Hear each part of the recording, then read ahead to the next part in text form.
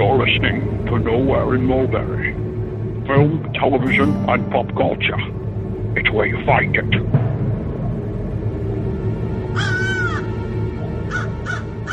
The Dark Tower, Book 1, The Gunslinger, by Stephen King.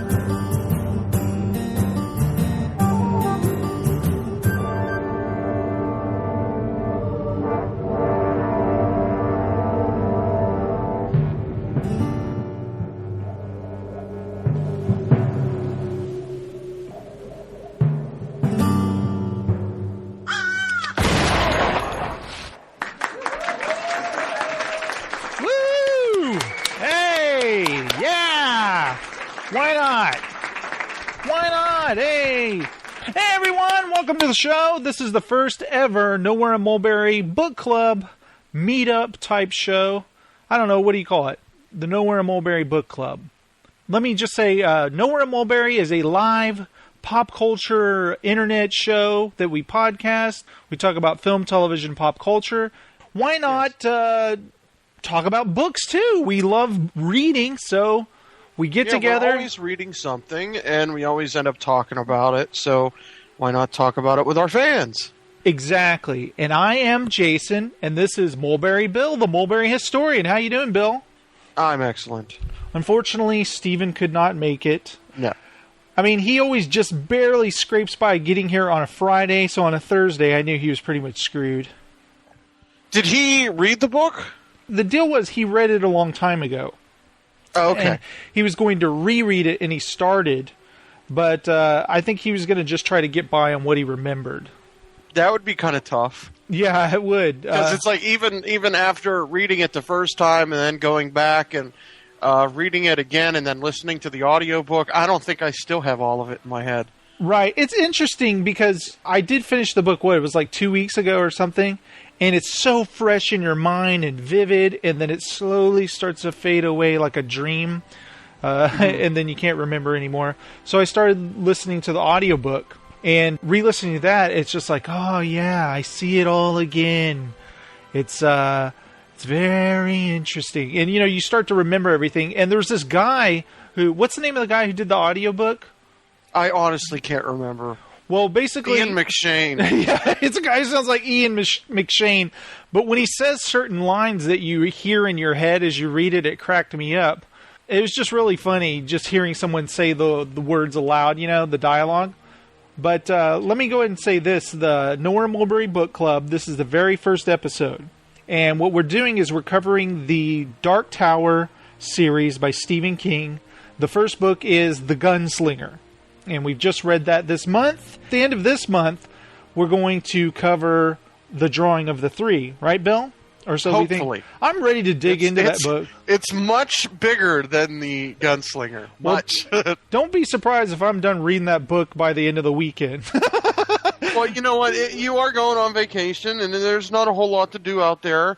So I wouldn't blame you. I'm getting ready to read it, too. I got it sitting right here beside me. What it is, we're going away for the weekend, me and my family, so I couldn't do the show tomorrow. That's why we're doing it on a Thursday. I know it's kind of weird doing a show on a Thursday. I woke up this morning, and I didn't get ready to take my daughter to summer school, which she's going to, like a pre-K summer school before kindergarten. And Heather walked in. She goes, "Why aren't you getting up?" And I was like, "What do you mean? We sleep late on Friday." She goes, "It's Thursday." I was like, "Oh, crap. I didn't even set my alarm even." That's how positive I was that yesterday was Thursday when I was going to bed. I had that thought, too. It totally screwed me up. So I'm excited to talk about this book, The Gunslinger, because I got to tell you, first off, why the Dark Tower, Bill? Why? The thing is, I remember a long time ago, I don't know when this was, I'm going to say early 90s, in a comic book store, they had these little collectible Dark Tower cards or something.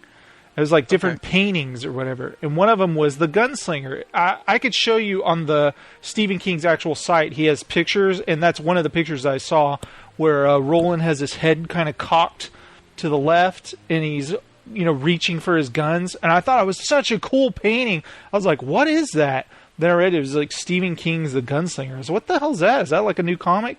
No, that's a book series. A book series? Books? What? You mean I got to read a book to know what this is? But anyway, that little bit there got me always curious about the Dark Tower and the Gunslinger.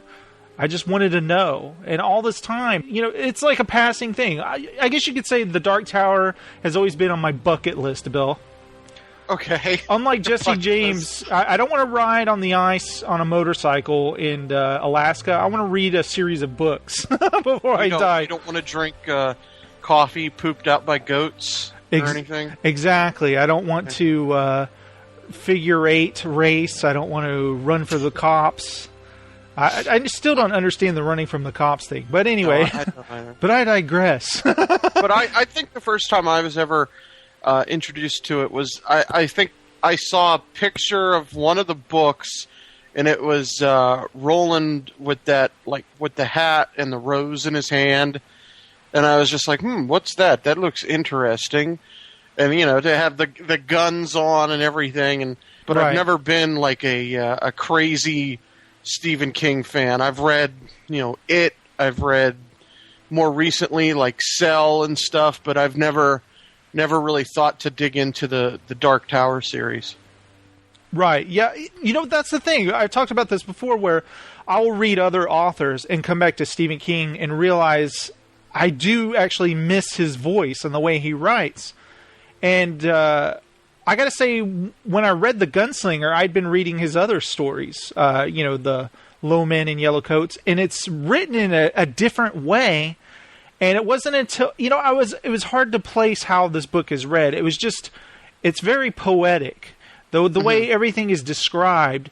And then, when I went and read that it was actually inspired by a poem called Child Roland to the Dark Tower Came by Robert Browning. King said that he wanted to do kind of a romantic novel embodying the feel of a poem, basically, which I found out thanks to Wikipedia. Oh, okay. But, hey, that's where you go to get your information, Bill. But absolutely. But after I read that, I was like, oh, okay, because it did have that kind of strange, kind of weird descriptive way. It was just, I would almost say it was very wordy. Wouldn't you describe it as wordy? Yeah, it's incredibly wordy. And I would say, if we start off on the book, I had real trouble getting through the first chapter, in a way.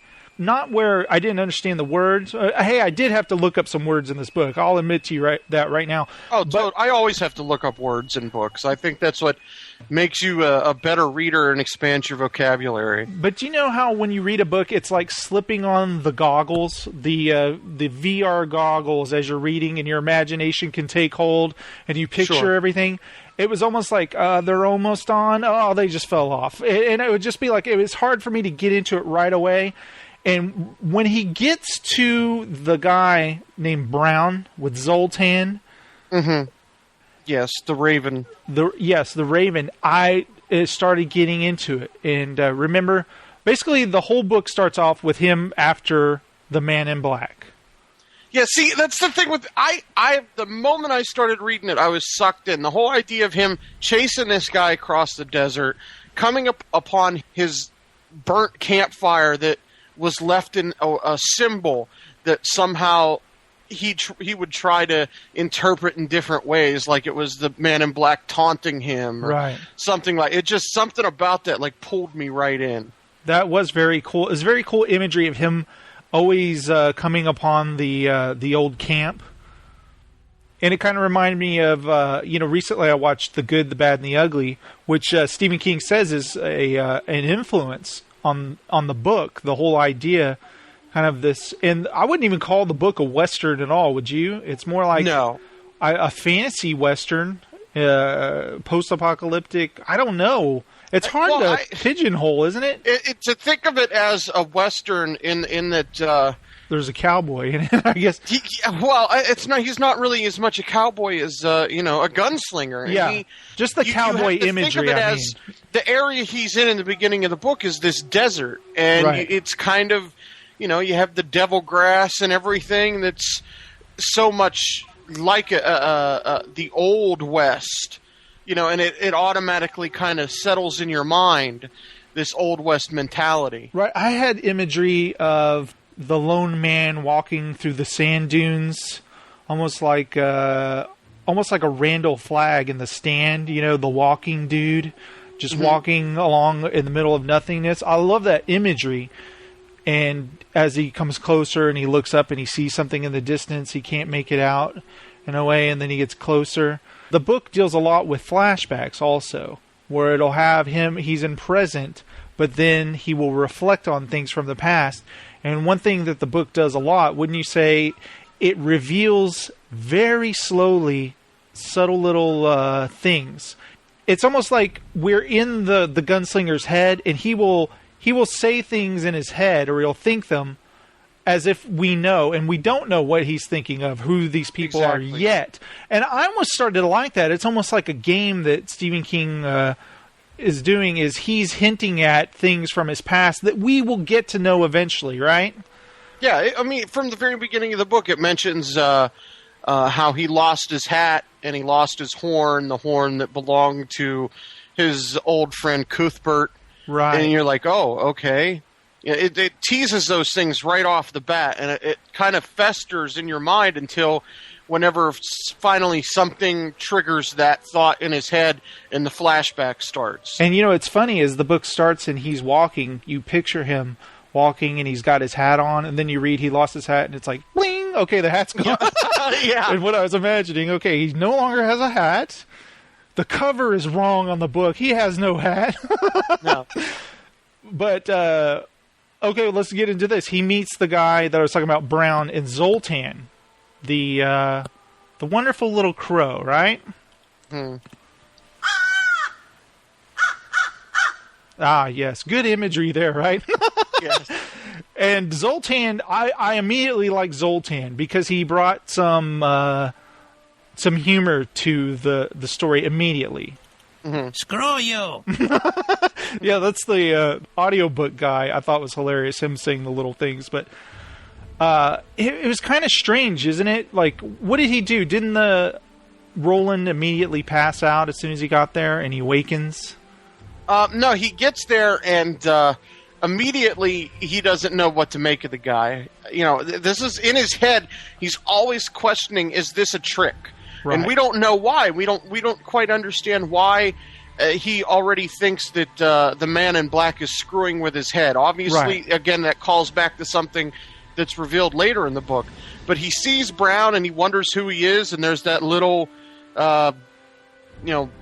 interaction where he says, "Life for your crop," and I forget what the reply is, but that's another great thing. It's just the speech in this whenever they're just talking back and forth, and he finally kind of figures out this can't be a trick, and Right. then they start to talk about things, and I believe he goes in and he does fall asleep. You're right.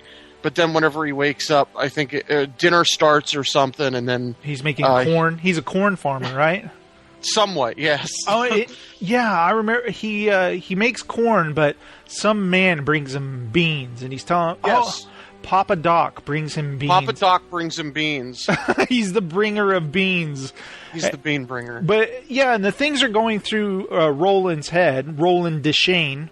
He's wondering, is this an illusion, or possibly maybe this guy Brown is the man in black, maybe tricking him or something? I don't know. That's the one thing that's interesting is how immediately we don't even know the scope of the man in black, his abilities, does he have powers, what kind of powers, what can he do, and eventually we learn that he's kind of a sorcerer, right? Like very. And he conjured up what was it, rabbit.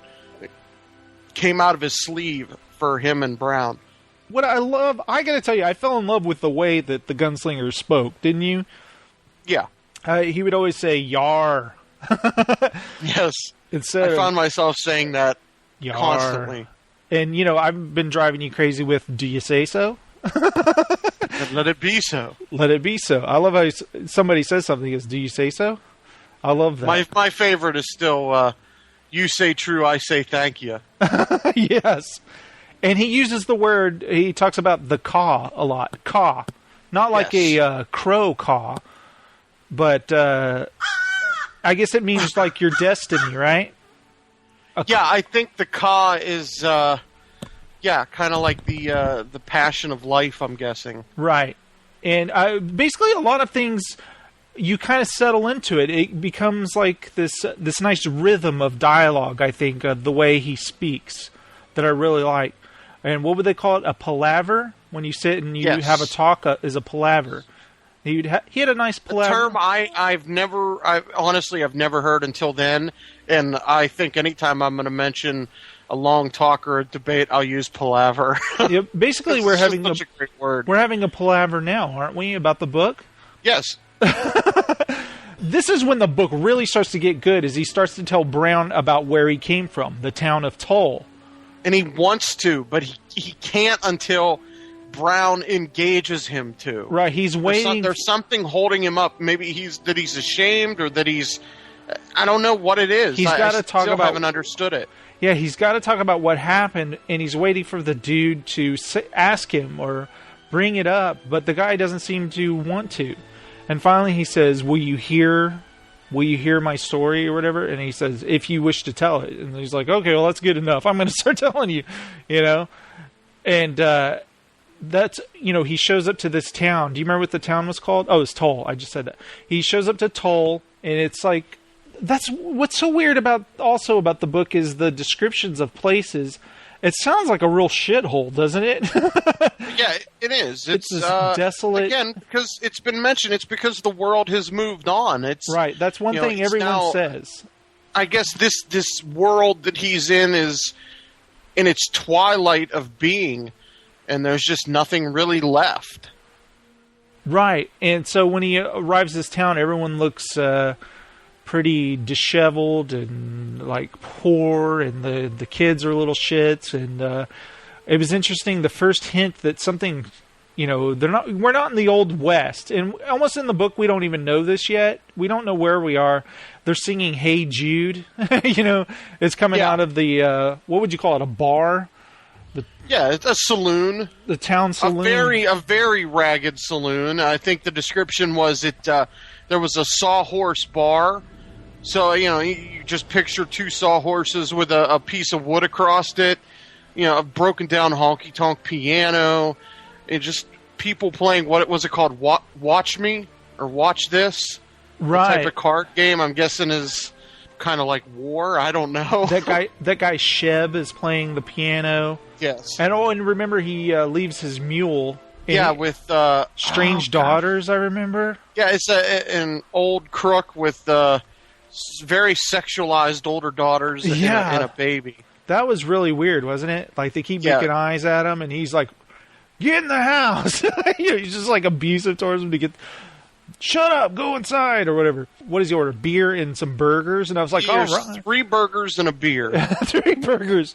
And it's basically, you don't know where the meats come from, but they say it's good. And it kind of, there's a little hint, I forget how it's worded, that there may be some radiation going on here. Exactly, some mutation because she mentions it's threaded stock. Yeah, and he's like, yeah, right. Yeah, right. Like, I believe that. It's probably mutated meat or something. And I was just like, mutant burger. That's what I want. But there's this weird thing with this guy Nort in the back. And this is the first mention ever of the high speech. Remember that? The guy Nort, and they call him the Weed Eater. He's this guy who eats grass, I guess? The devil grass, which I guess is somehow... good shit, man. Hallucinogenic or addictive, I'm guessing. Right. They're mentioned that some people that burn the devil grass won't even look into it because they're afraid of the demons in it. So obviously it's some nasty stuff. He speaks of the high speech to this guy, and it goes into the whole story of the Man in Black was there. When they first introduced the Man in Black and we get to hear him speak, he seems like this kind of boisterous, almost cocky kind of guy. He has no fear, and he likes to just screw with people. Doesn't it seem like that? Yeah. Basically, we learned that Nort, the weed eater guy, the guy who ate the, I don't know why I keep calling that, the grass eater, he was basically taunted by the whole town. They treat him like crap. Even the kids would taunt him. I don't know, I guess he was like the town drunk, but instead of booze, he ate grass. Yeah. He drops dead from eating all the grass one day in front of everyone, and they're having this, I guess, funeral or something. Kind of thing, like a celebration in the bar, and he's laying on the table, and the man in black comes in, and I forget the exact dialogue he has, but he brings Nort back to life in front of everyone. Yeah, there's a very interesting scene of him jumping over him repeatedly, back and forth. Yeah, he's doing like this weird kind of dance and ritual, and it's like he dives over him or something. It was hard to picture in my head, but it was very interesting. As the gunslinger is hearing this story, Alice, the keeper, she's basically the innkeeper, right? She used to be hot, I guess, but now she's not. And well, she has her skin's been hardened, and she has that scar. And she wants to have some sex. Yes, she has an itch. You know what? I thought it was funny. It was like, man, the gunslinger's getting laid pretty early on in the book. Hey, well, hey, he's getting lucky pretty early, but I thought gotta do what you gotta do. Basically, doesn't he sleep with her in exchange to hear the story? Yeah. Basically, this is what we know about Roland. He's after the man in black for some reason, and we don't know. Yeah, and he's not a particularly nice guy.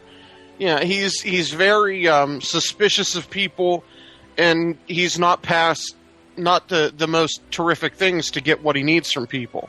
Right, he's not subtle, basically. No, not at all. And another thing, we learned that one of his strengths is his unwavering stubbornness, that he will not stop no matter what.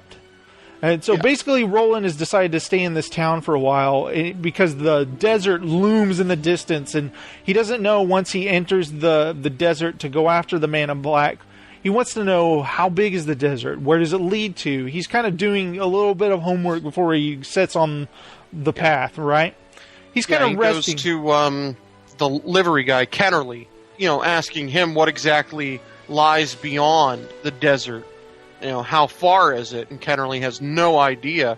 He's, asking him questions, and Kennerly just comes back with, leading answers, and he doesn't know if it's mountains, he doesn't know if it's more desert or what. Yeah, and this is kind of a clue to the kind of world they live in, where people don't go off to explore anything. They don't even know their world. How advanced is this civilization? Yeah, there's no use anymore, I guess.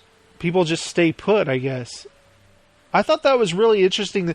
That's one of my favorite things about the whole book, was the little subtle hints of things. Not only what is Roland after, but where has he been, and why is he doing this, and where is he right now, and what is this strange world he lives in, I love all those little things. And I never felt for a moment reading the book that the author didn't have an idea. Like, I'm just typing this right now, I have no idea what the hell's going on. It almost felt like it was all focused. He knew exactly where it was going to lead to. I felt like I was in good hands, basically. But you know how sometimes when you read a book, sometimes you like have a suspicion, I wonder if he wrote this stream of consciousness. You know what I mean? I know that happens a lot of ways, but they have like a set outline of where they're going. But I felt like I was in good hands, basically, is what I'm trying to say. And he goes to this Lady Sylvia, who's really creepy. Skipping over the fact that the first thing he does is he goes to the church. It's the Sabbath. Nobody's at the bar. He decides to go, and he kind of hangs out in the shadows. And she does the bizarre thing about it was that she's a very large woman. Right. I think they said somewhere around like 300 pounds or more. Yes. And he saw her with I think it was like rich brown hair, skin's unmarked, and he felt like this lust for her. Right. He immediately just was like, damn, hot. Yeah, and she's an incredibly powerful speaker. Yeah, he felt lust for her. People are totally, absolutely obsessed with the way she speaks, and they're all getting into it. I almost forgot, Bill. We skipped over the part where Alice was whispered something by the man in black. Oh, yeah, you're right. You're absolutely right. We did skip over that because once he revived Nort, she couldn't take it. She went upstairs to the room, and when she went down later that night, Nort was back at the table. she talked to him like nothing had ever happened. And was it Kennerly that gave her the note? Or was it Nort that had from the Man in Black that had all she had to do was speak the word 19 to Nort, and he would tell her everything about the afterlife. It's almost hinted that you'll know everything, and it's information you really don't want to live with. You know, it'll drive you insane. Right. I thought that was interesting. Like, what the hell could he possibly say that would drive you insane? You know, and wouldn't it end Nort's life also? That'd be the only way to make him die again, is to say the number 19 to him. And yes, I believe so. He would tell you the truth about life after death or something like that. It was very strange. And she said she was obsessed with the number 19. She didn't want to say it. And Roland was telling her, when you need to say it, go upstairs and shout it as loud as you can to yourself or whatever. It was basically she's tortured by this number 19. Why would the Man in Black do that? Maybe perhaps, like Roland said, a trap for him later on. And so cut to the crazy Sylvia lady, who's very hot and sexy 300-pound woman. Yes. Talking about the interloper. She's basically doing the thing like, there's devil among you kind of thing, riling the town up. He goes to confront Sylvia, right? And he wants to know about the desert. What lies in the desert? A lot of the book is him getting information from people to what lies ahead. He wants to know, are the traps ahead or whatever. And that's another thing, is that what we learn about the Gunslinger is he seems to know about weird kind of occultist shit, doesn't he? Like demons, and he has an education about this weird evil kind of stuff. He knows how to deal with it. And one thing that I love about his character is he never seems afraid of it, does he? No, I don't think there's any point in it. No, absolutely not. He seems pretty cool with it all. He's got that lady on the ground, and he's spreading her legs open. Well, no, this is after he goes back, after everybody's filed out, and he starts to talk to her about the Man in Black, and she knows who he is, and that she slept with him, and that she's holding his child, or the child of the what was it, the Red King or something? She kind of hints at this king. She slept with the Man in Black. Yeah. And there was just this weird scene, or I'm trying to remember kind of what's going on, is he basically wants to pull the demon out of her. He literally takes his gun and spreads her legs and is ready to shoot the baby out of her. Wow, yeah. There's times in the book where there's weird things like that, and there's just like, damn, you know what I mean? Like, you kind of say it out loud as you're reading it. Damn, what the hell? He goes to get his horse, and he's getting ready to go. He's got all of his water, and it still seems like he's hanging around. He goes to go back to the saloon, and that's whenever Allie runs out saying that she couldn't help it. She said 19 to Nort, and basically everyone loses their shit. Right. She said, I said 19, and I don't want to live with it. She says, kill me, or whatever. So I was like, wow, that's pretty bad. So whatever she heard wasn't good, right? No. So immediately the town is coming after him. The whole, like, pitchforks, knives, they all, they're after Frankenstein kind of thing, the whole townspeople. And when she says, kill me now, he immediately just shoots her right in the head. Yeah. No hesitation whatsoever. And the whole thing, all these, this great, that's why I love this part of the book. Weren't you just reading through it like really fast, just pouring through it, like, as the town was coming after him, he was shooting, he's reloading, and he does this cool trick, apparently, where he can reload guns really fast. And I was really interested in all that, like the whole idea that he's drawing his weapons for the first time that we see, and he's using them. And unfortunately, he's killing women and children along with the men in the town, because they're all like possessed in a way. They're all like, I don't know, what did you call them? They just want to rip them apart, right? They're kind of enraged. Yeah. They're rage zombies, right? Basically, they have the rage virus all of a sudden. They have, and he's blowing them left and right. And there's this one line where it says a young boy stabs him in the side. He blows his head off, or whatever. It's just like, whoa! The gunslinger blew his head off. It's like, damn. And there's it just makes me think. Like, I mean, whenever Nort spoke after Allie said 19, everybody that was there heard it, and it kind of just filtered out to everyone. Right. Yeah, it's almost like some kind of whatever spell or whatever happened that caused everything to go to shit where they went after Roland. And it's almost like something made her desperate. She definitely didn't want Roland to leave. No. And it's like he was getting ready to leave, her defenses broke down, and she had to say 19 to the guy, to Nort. And that ended and also, I tend to forget here that the townspeople are also going after him because they've got that Sylvia, egging him on, screaming that he's the Antichrist, he's the interloper that she told them about. The fornicator. That they've got to bring him down. And that's probably, the heat of religious fervor, being led on by this preacher, so they just all start going at him. Right. So he's gotten rid of Sylvia, and now they're all after him.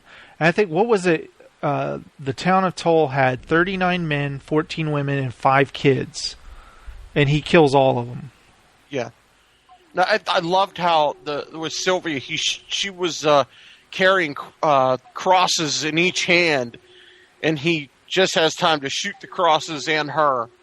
Yes, he shoots the crosses out of her hand. One thing we automatically know is he's really good with his gun. And just the description of the way he reloads the bullets, and how with each bullet, removing it singes his finger from the heat of the barrel of the gun or of the chamber. Right. And so he's obviously firing these things at a heavy click. Right. He's doing the hammer thing, where he's going pow pow pow pow pow. Yeah, once he kills the preacher, then whoever's left starts retreating, and then he starts taking them out as they're running away, shooting them in the back of the head. Yeah. And everything. I mean, he just keeps going. It doesn't matter that they're running away. He's like, now that it's started, he's got to kill every last resident in Tull. They're all dead. He's standing there, and you just see a trail of bodies going right up to where he's standing.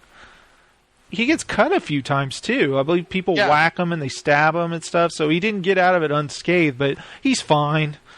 But he's definitely disturbed about what happened in Tull, and that's why he had to tell the whole story. It's like you said, the trail of the bodies led all the way back to the honky-tonk, and that's whenever he sees Nort's body on the roof.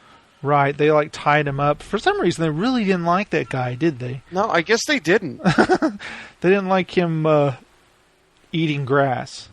So I thought when that chapter was done, I was just like, okay, I'm hooked. I'm going to keep reading this book. That was awesome and disturbing at the same time. The weird stuff with Sylvia, the weird stuff with Nort, the whole, having to kill. Yeah, and that also gets into the fact that, the shootout was the ultimate trap.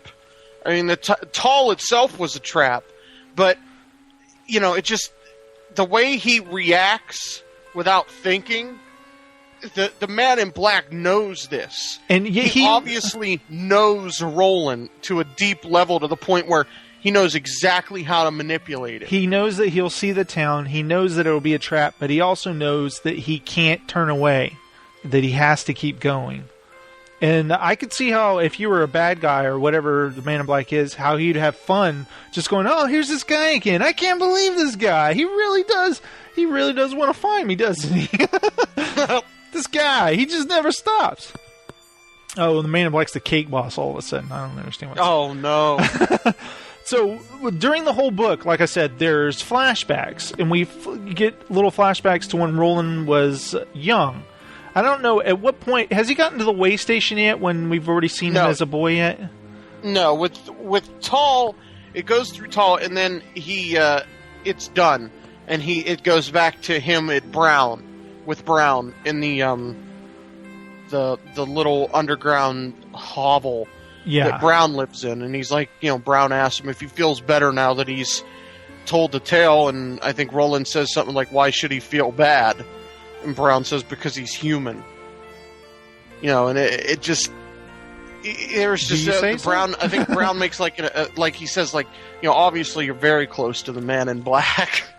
So I think that makes him want to, get out and get going. Yeah, I think it's also when he first shows up again with Brown. He says, "Was he here?" And because it's a desert and he kind of lived day to day, he's like, "I couldn't tell you how long ago it was, but yeah, he was here." It's like nobody really knows. And it gives that balance with Brown, like, you know, Roland is like he's a cold-blooded killer.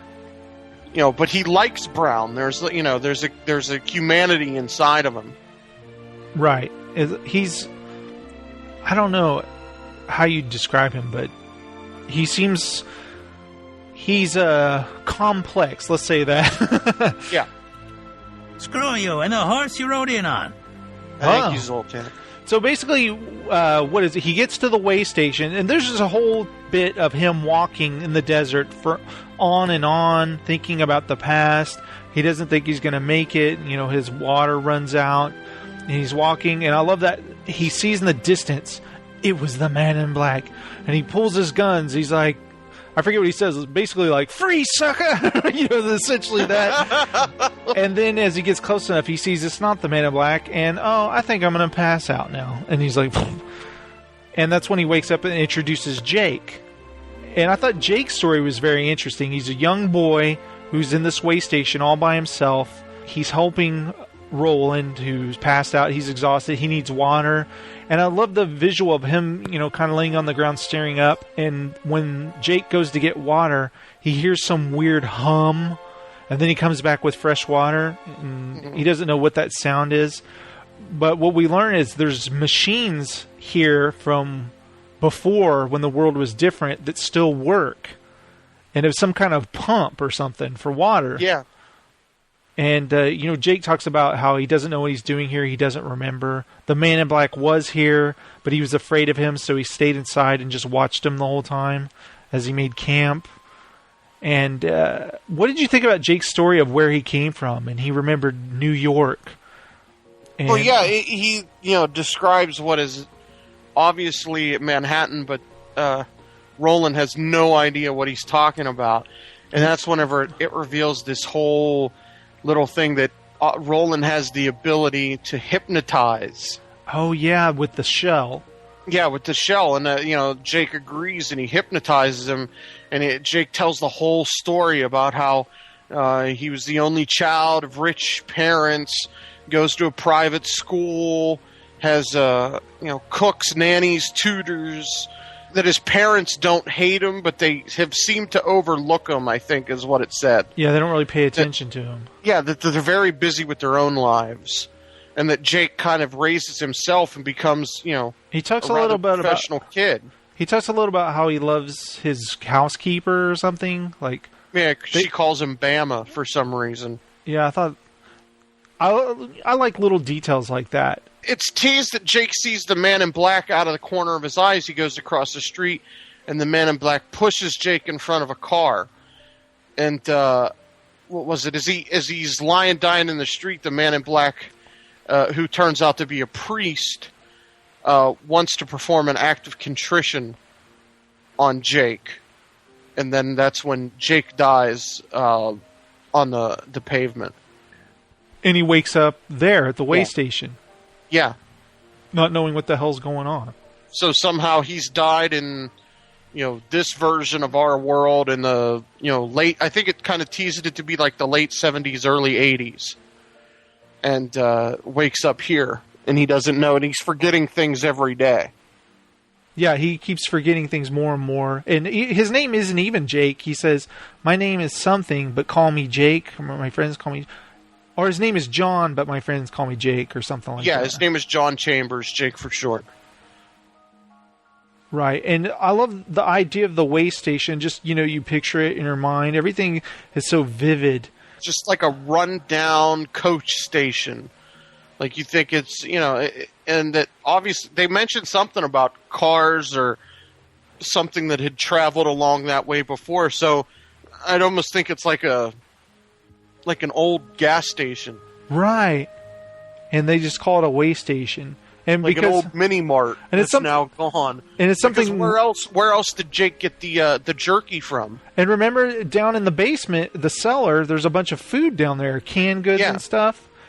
And that's when they go down there, and you get the first sense of he sees mutant spiders, mutated bugs and spiders. Like a 10. Yeah, he asked Jake if there's any other food, and he says, "Yeah, there's a basement. It's the only place that stinks because the sun has burnt the smell out of everything else around." And he said he was afraid to go down there because the ladder might break and he wouldn't be able to get back up. And immediately Roland likes Jake. Yeah. It even says one day, soon I would love him with all of his heart or whatever. And he goes down there and he's getting food. Yeah, there's some 10-legged spiders and stuff like that, but no big deal, right? But then something starts banging on the wall. What is it, like the possessed spirit of the chick from Tull, right? It's a demon that speaks with the voice. Right. Of Allie. It's not her. It's like an animated corpse of some long dead body, but it's with the voice of Allie. Yeah.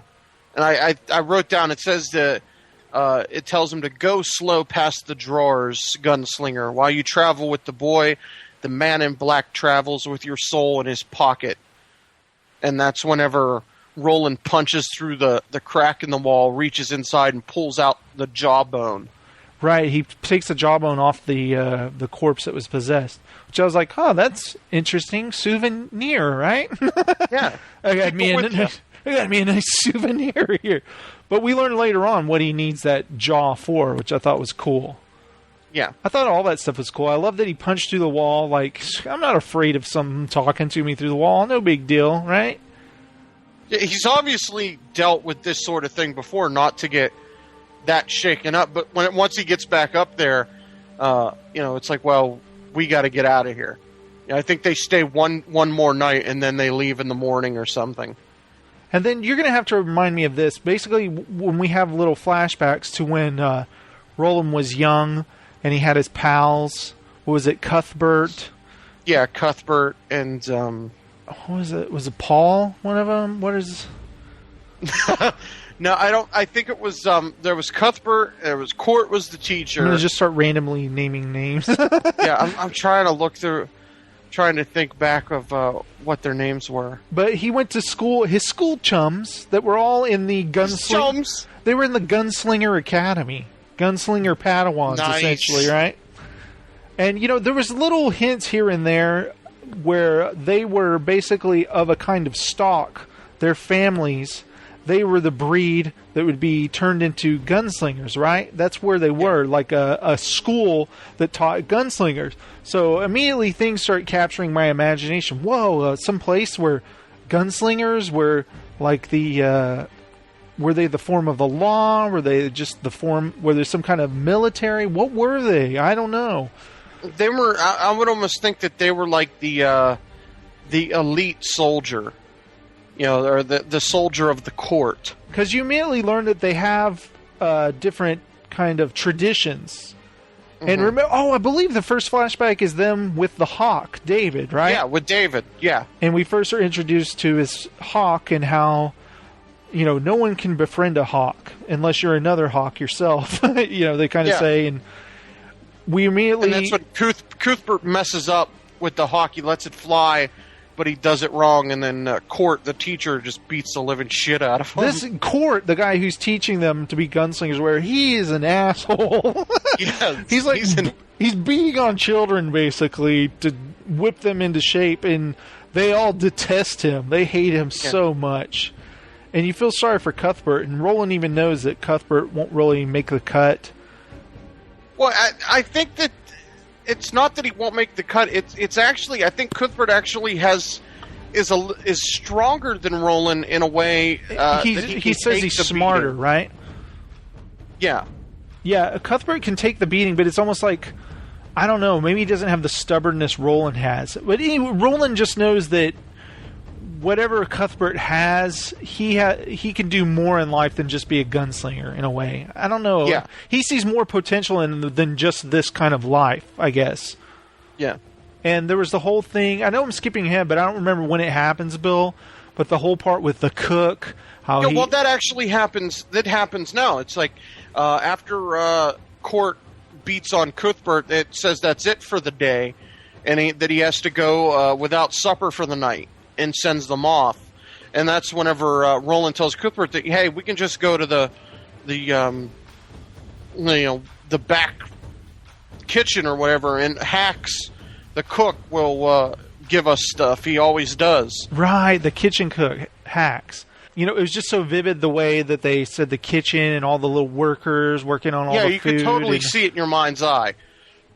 Just the whole buzz of, like, this castle kitchen, like, you kind of blend all the things that you've seen, like the medieval kind of places, and then put kind of a modern spin on it. That's what I love. Okay, immediately when something is suggested in the book, you think old West almost, like the way station, like you said.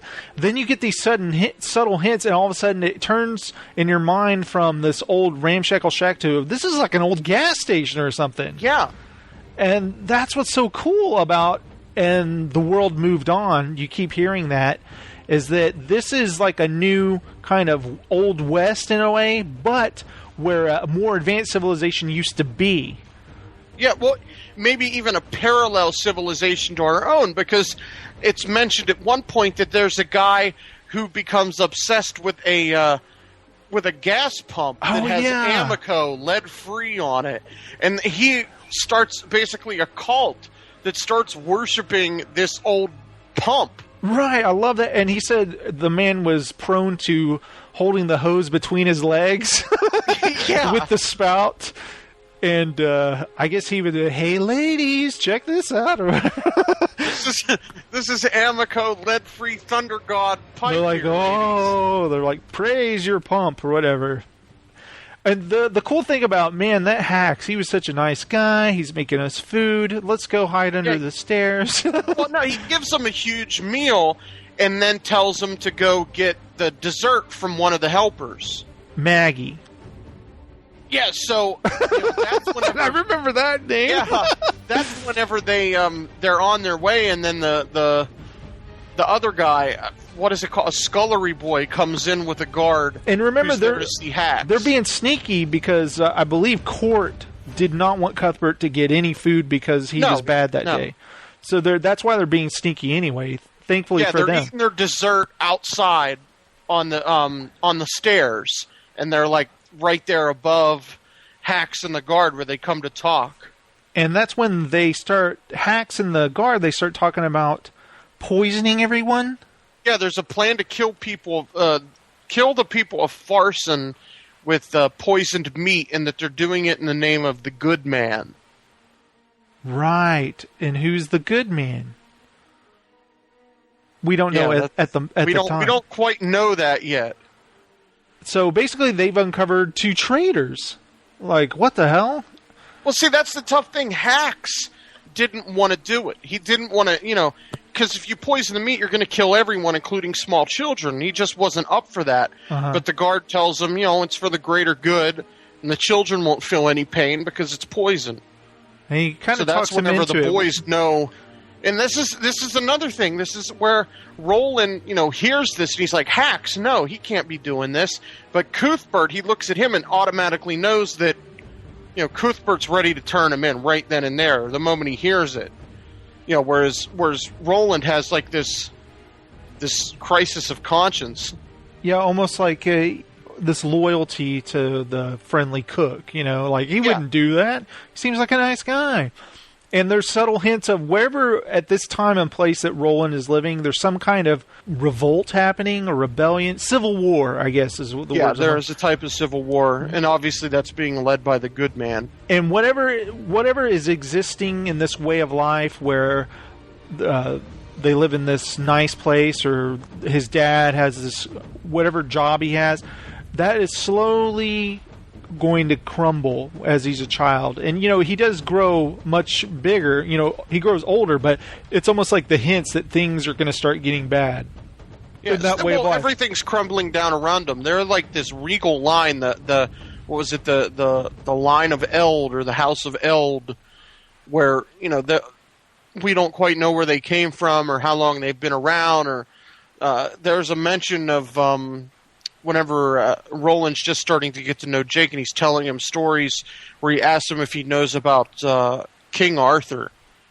And he's like, yeah, or the other way around. Jake asks him if he knows about King Arthur, and Roland says, yeah, God, it's something, but he knows all about it. Like, King Arthur obviously existed in this realm, and Roland's somehow connected to him. And also, I forgot to mention, they mention Man-Jesus quite a bit. Yeah, they do. They do mention the Man-Jesus. Like, at one point, a man gives Roland a compass and asks him to give it to the Man-Jesus, but Roland says, sure, he'll do it, but it's kind of worthless, because you get this idea that because the world has moved on, it's like everything's in chaos. Like, one direction, you might be traveling one direction east, and then the next day it's a completely different direction.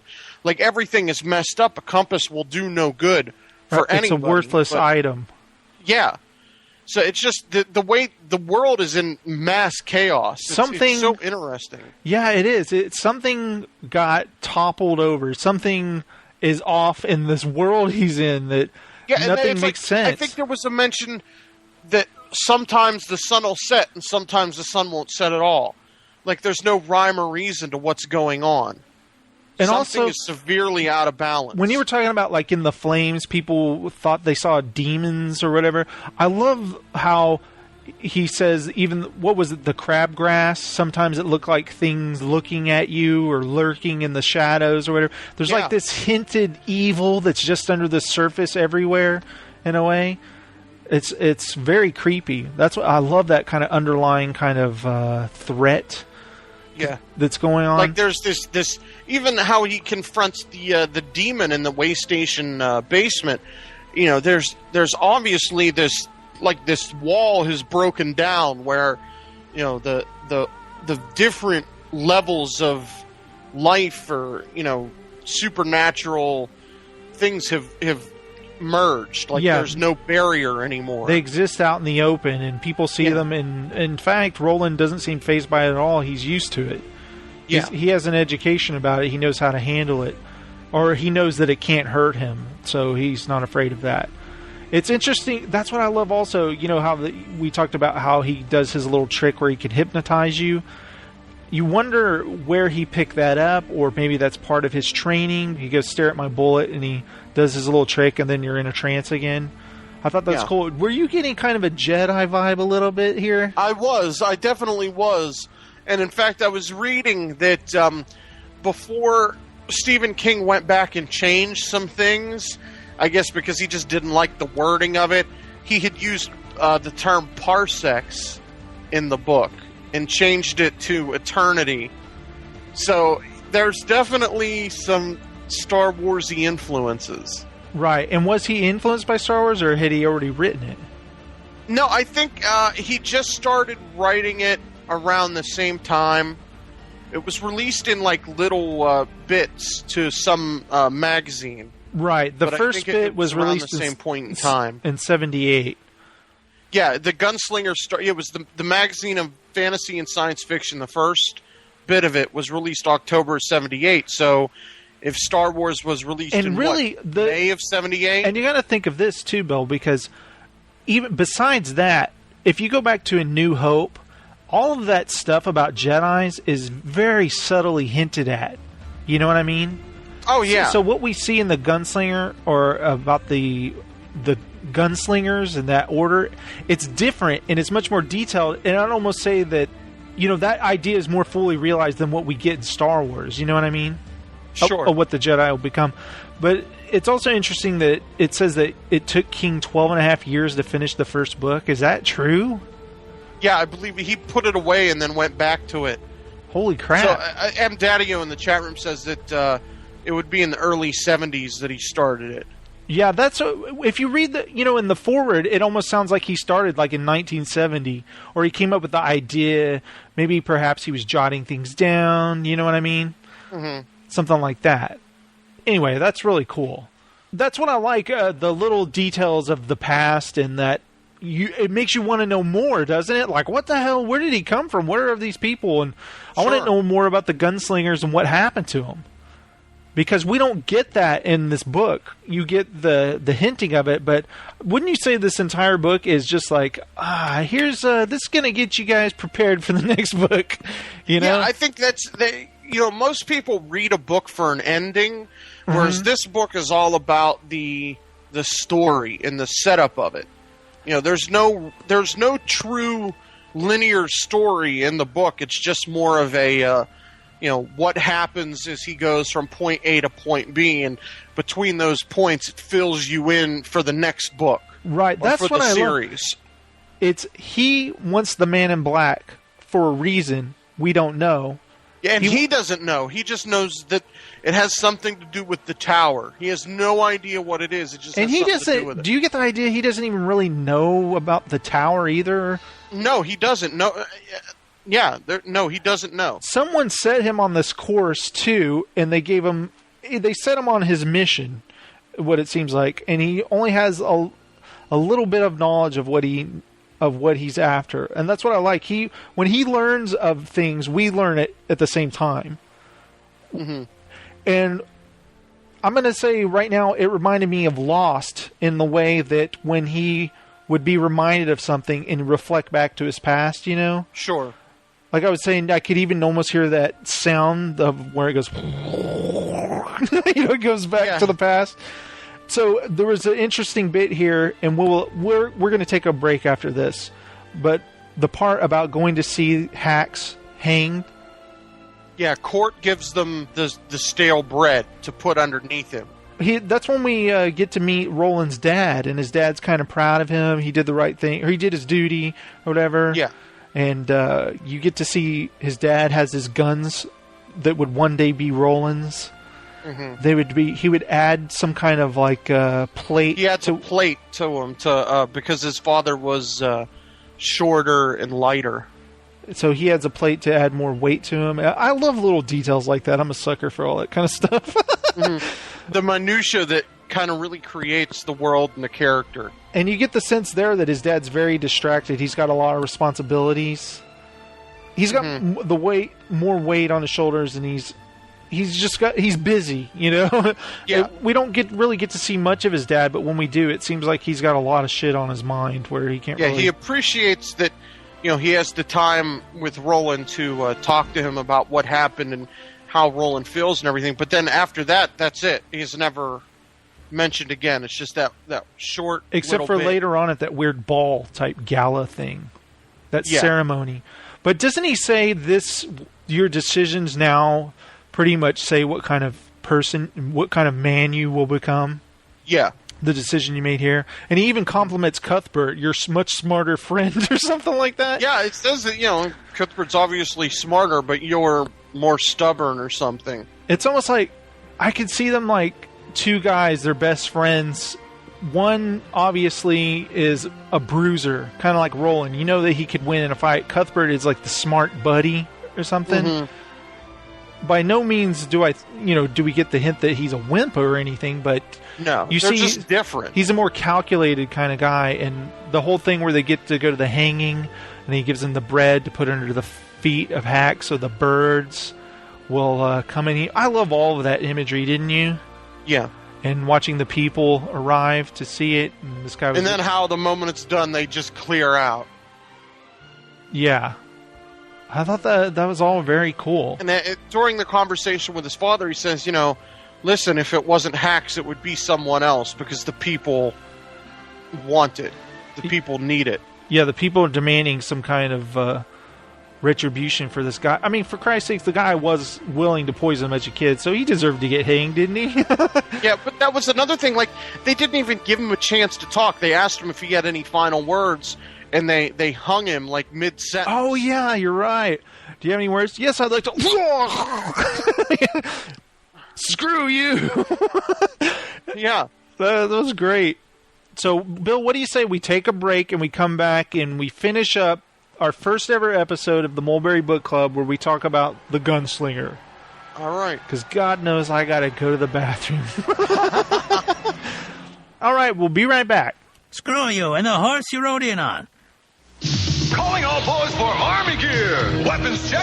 Your pistol private looks real tough. Here's a missile sight for troops and stuff. Here's a grenade, sure goes far. Here's a tower, troops, and a military car. Army gear. What's that compass that I see? With hydraulic, troops, and artillery. An army, all right here with the volunteer Join the Army Gear, the Army in an Army. Open to reveal 2 worlds of battle action from Galoob.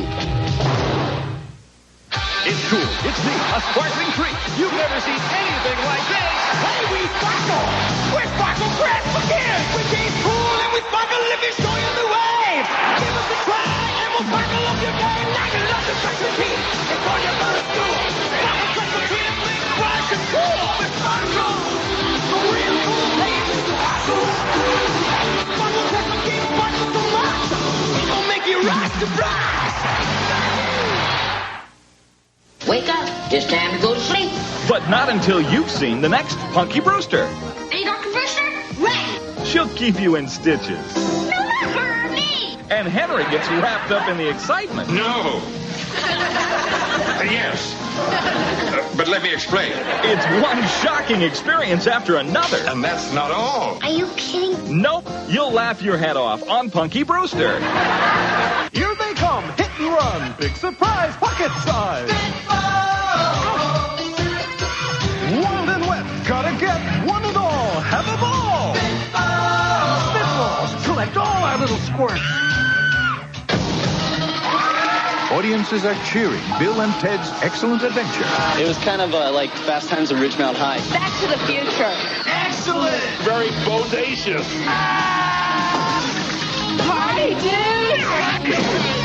It didn't stop for a minute. It's the kind of movie that girls will like because they're adorable. Excellent. Execute them. Bill and Ted's Excellent Adventure. Rated PG. Now playing at theaters everywhere. Cobra better move fast, or the Yankee blast will blow them away. Nobody beats G.I. Joe. G.I. Joe Arctic Blast. Look out, Cobra. Those big studded tires will roll over anything. Nobody beats G.I. Joe. Yo, Joe. I'm a skateboarder.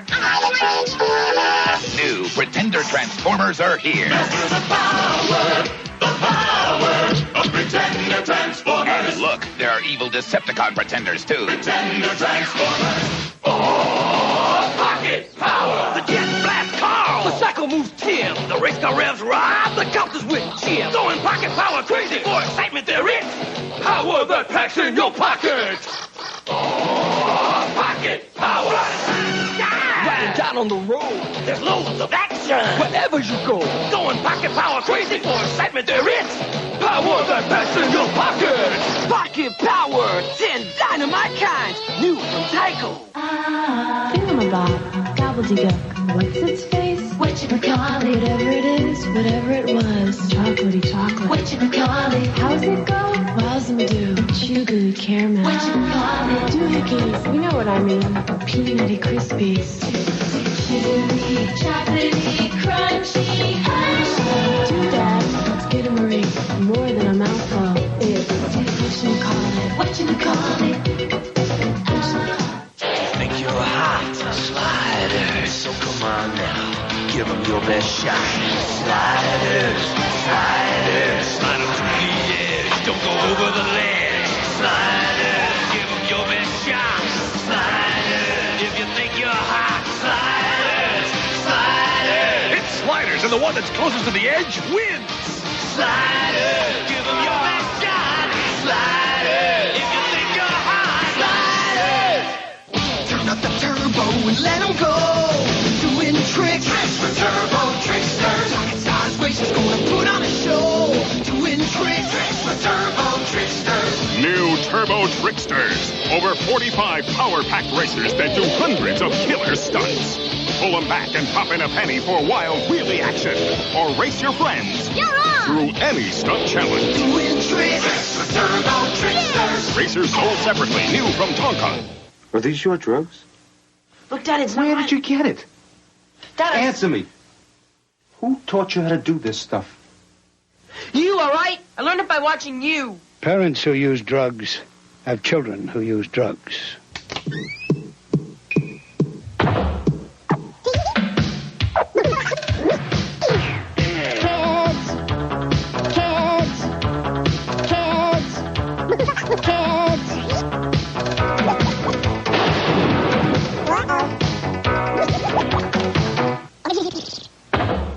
You can get a free Keds kite when you buy selected styles of Keds shoes right now. A dog double pleasure's waiting for you. A double pleasure from Double Mint Gum. A double great feeling, making you realize Double is the one for you. Double fresh, double smooth, double delicious to chew. A double pleasure is waiting for you. Double Mint Gum. A double pleasure is waiting for you. Double Mint Gum. It's Mr. Potato Head and his bucket of parts. Buckets of fun for everyone. To make a million silly faces, it's the place to start. Put them all together and take them all apart. It's Mr. Potato Head and his bucket of parts.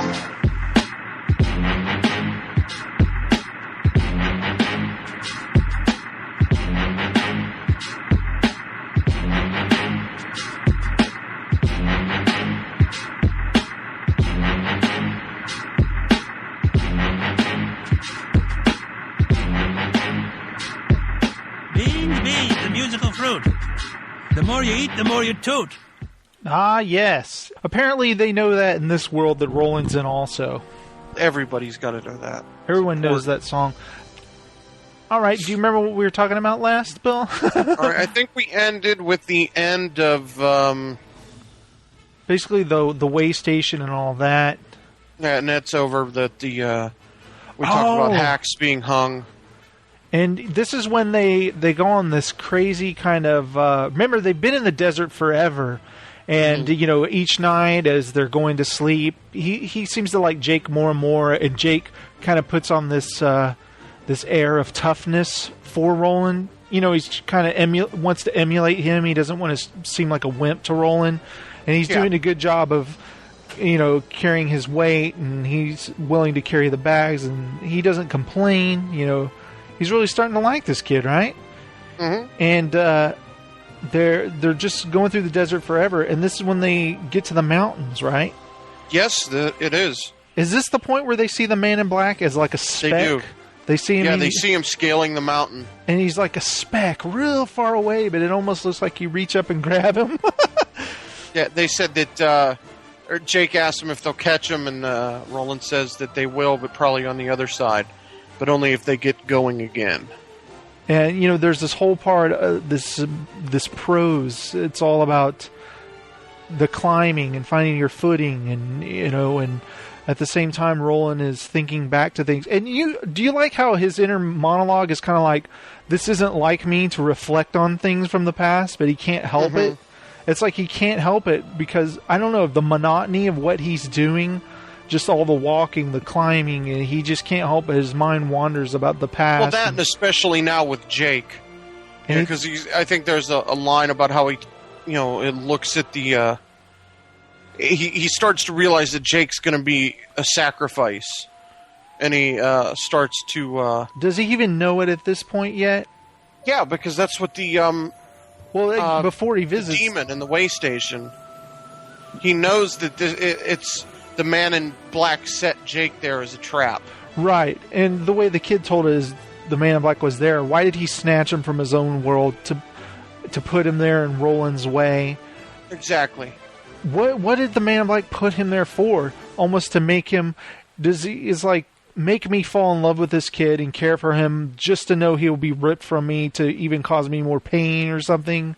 Mm-hmm. It's some kind of sadistic thing, or is there more to it? I don't know. And you know what? I think there's more to it, but from what we see just right now, it's kind of the sadistic thing. And almost like at this point in the book, I'm like, well, what are they talking about? Well, why does this have to happen? This caw, or I hope I'm saying that right. The caw? Yeah, the caw. Why in this world where everything's topsy-turvy, how can you have your destiny planned out like that, you know, where things will... That's what's interesting is that let's go get to the part where basically they're climbing the mountains forever and finally they reach green. There's grass, there's lush area of trees, everything's beautiful. It's like they've just I don't know, if they found the Garden of Eden or something. It's just this beautiful area, right? They've made camp, and there's this weird stone area. And what is it? Jake wanders off in the middle of the night, and he goes to look for him? Yeah, I think he's startled out of his dream. I think the Gunslinger's having a dream where he dreams about Susan, his love from another time, and she's being burned alive, and then there's stuff we don't know anything about, and we forgot about that. Is Sheb, the piano player, knew the gunslinger from a long time ago. When he saw him, he knew him from that time when they did that thing to Susan. He sees Jake with a spike in his forehead, and that startles him out of the sleep. And that's whenever he can't find Jake. And he's gone. Yeah. And it turns out to be some kind of, would you call it a succubus? Well, yeah, it says it's a clearing of a ring of tall black stones, and I think it's called an oracle, but it's basically a succubus. My favorite thing he calls her is on the passion of men. My favorite thing he calls her is Star Slut. Yes. Star Slut, whatever you are. That's such a great name. But he rescues Jake by holding up the jawbone, and it repels the demon. Yeah. And I was like, whoa, that's what that jawbone's for? It's to ward off demons. That's pretty handy to have around, isn't it? Yeah, maybe it's like once one demon possesses it, another can't. I don't know. There's something weird going on with jawbones. I don't know about this jawbone thing. I know. It's good to have around, though. I need to get me one of those. Yeah, maybe, I'll raid the local graveyard. Jason, what? Why do you have this jawbone? Oh, that's to ward off demons. Yeah, it keeps me safe, thanks. This guy's way too much into this book. So, it's funny how I just remember different things, but I don't remember what order they happened. I know that he takes some drugs and then goes to visit her again. Well, not quite yet, but it's like he gets Jake away from her first. Right, he protects Jake and he makes Jake hold on to the jawbone, and he thinks it's disgusting. Yeah. It's like, ew. And there was a line in it that he said he could feel the mocking laughter coming from the man in black high above. Whenever he brings Jake back from the oracle and looks down at his innocent face and hugs him, knowing that he loves the boy. And at that moment, he knows that he fell for the trap that the man in black set for him. That son of a bitch. Yeah. So, and then it's the next morning that Roland gives Jake the jawbone, and he takes a drop of the mescaline and goes to the... First of all, through the whole book, Roland has a never-ending supply of tobacco, right? He's always lighting up and smoking. But then you find out that he's got this mescaline he's been saving for a while. Yeah. It's like, just in case he runs across a supernatural being. So he uses this to trip and go talk to the demon, right? Yeah. And he basically he questions her about the man in black and what's going to happen, what lies ahead of him. Will he ever talk to the man in black? Because even though he's positive that he will meet the man in black and get what he wants from him, he's still, you got to have some doubt after going this far, right? Will I make it there? I think the craziest thing about it was that the Oracle disguised herself as Susan, the woman that he loved. Right. And I can't remember the city. It was like Megs or Magus or something. Was it called Mead? Mead something. Something with an M-E. I can't remember. Right. And I don't know what transpired, but hopefully we'll find out. I'm sure we will, or else Stephen King's a jerk. But but this is where he hears the prophecy, and that 3 is the number of his fate. And that the first of the 3 is young and dark-haired and is possessed by a demon called Heroin. The second comes on wheels. Her mind is strong, but her heart is soft. And the third is in chains. And that the man in black is near, and he will speak to the gunslinger about the tower. And that Jake is the gunslinger's gateway to the man in black. And then the man in black is the gunslinger's gate to the 3. And that the 3 will lead him to the dark tower. And it's funny, when I read that, it was like, okay, wait, I'm going to start at the top of the page again and just read it a second time. Yeah. And remember, she kept saying, when he would ask the wrong question or it was too precise, it would say, I can only read this much, this is the way it is, or whatever. And she'd keep repeating it whenever he'd ask something wrong. And he'd be like, damn you! I can't remember, what exactly did she say? This is fate, it cannot be questioned, or something like that. Yeah. I don't know. And I think the other thing that was interesting was that she said that, if he truly loves Jake, he can be spared if he just ceases his pursuit. Yeah, he heads west. Yeah, there's much need for a man like you, a man with a gun. Go far away. And he's like, my hell, I can't do that. So basically, I don't know why I'm hunting him, but I gotta hunt him. Yeah, he could turn away and live a long life and take care of Jake and maybe one day come back to this pursuit, but that's not going to happen, right? And what's interesting, though, what will you learn by the end of the book, I'm just thinking of a small detail. Maybe he did have time to do that. I don't know.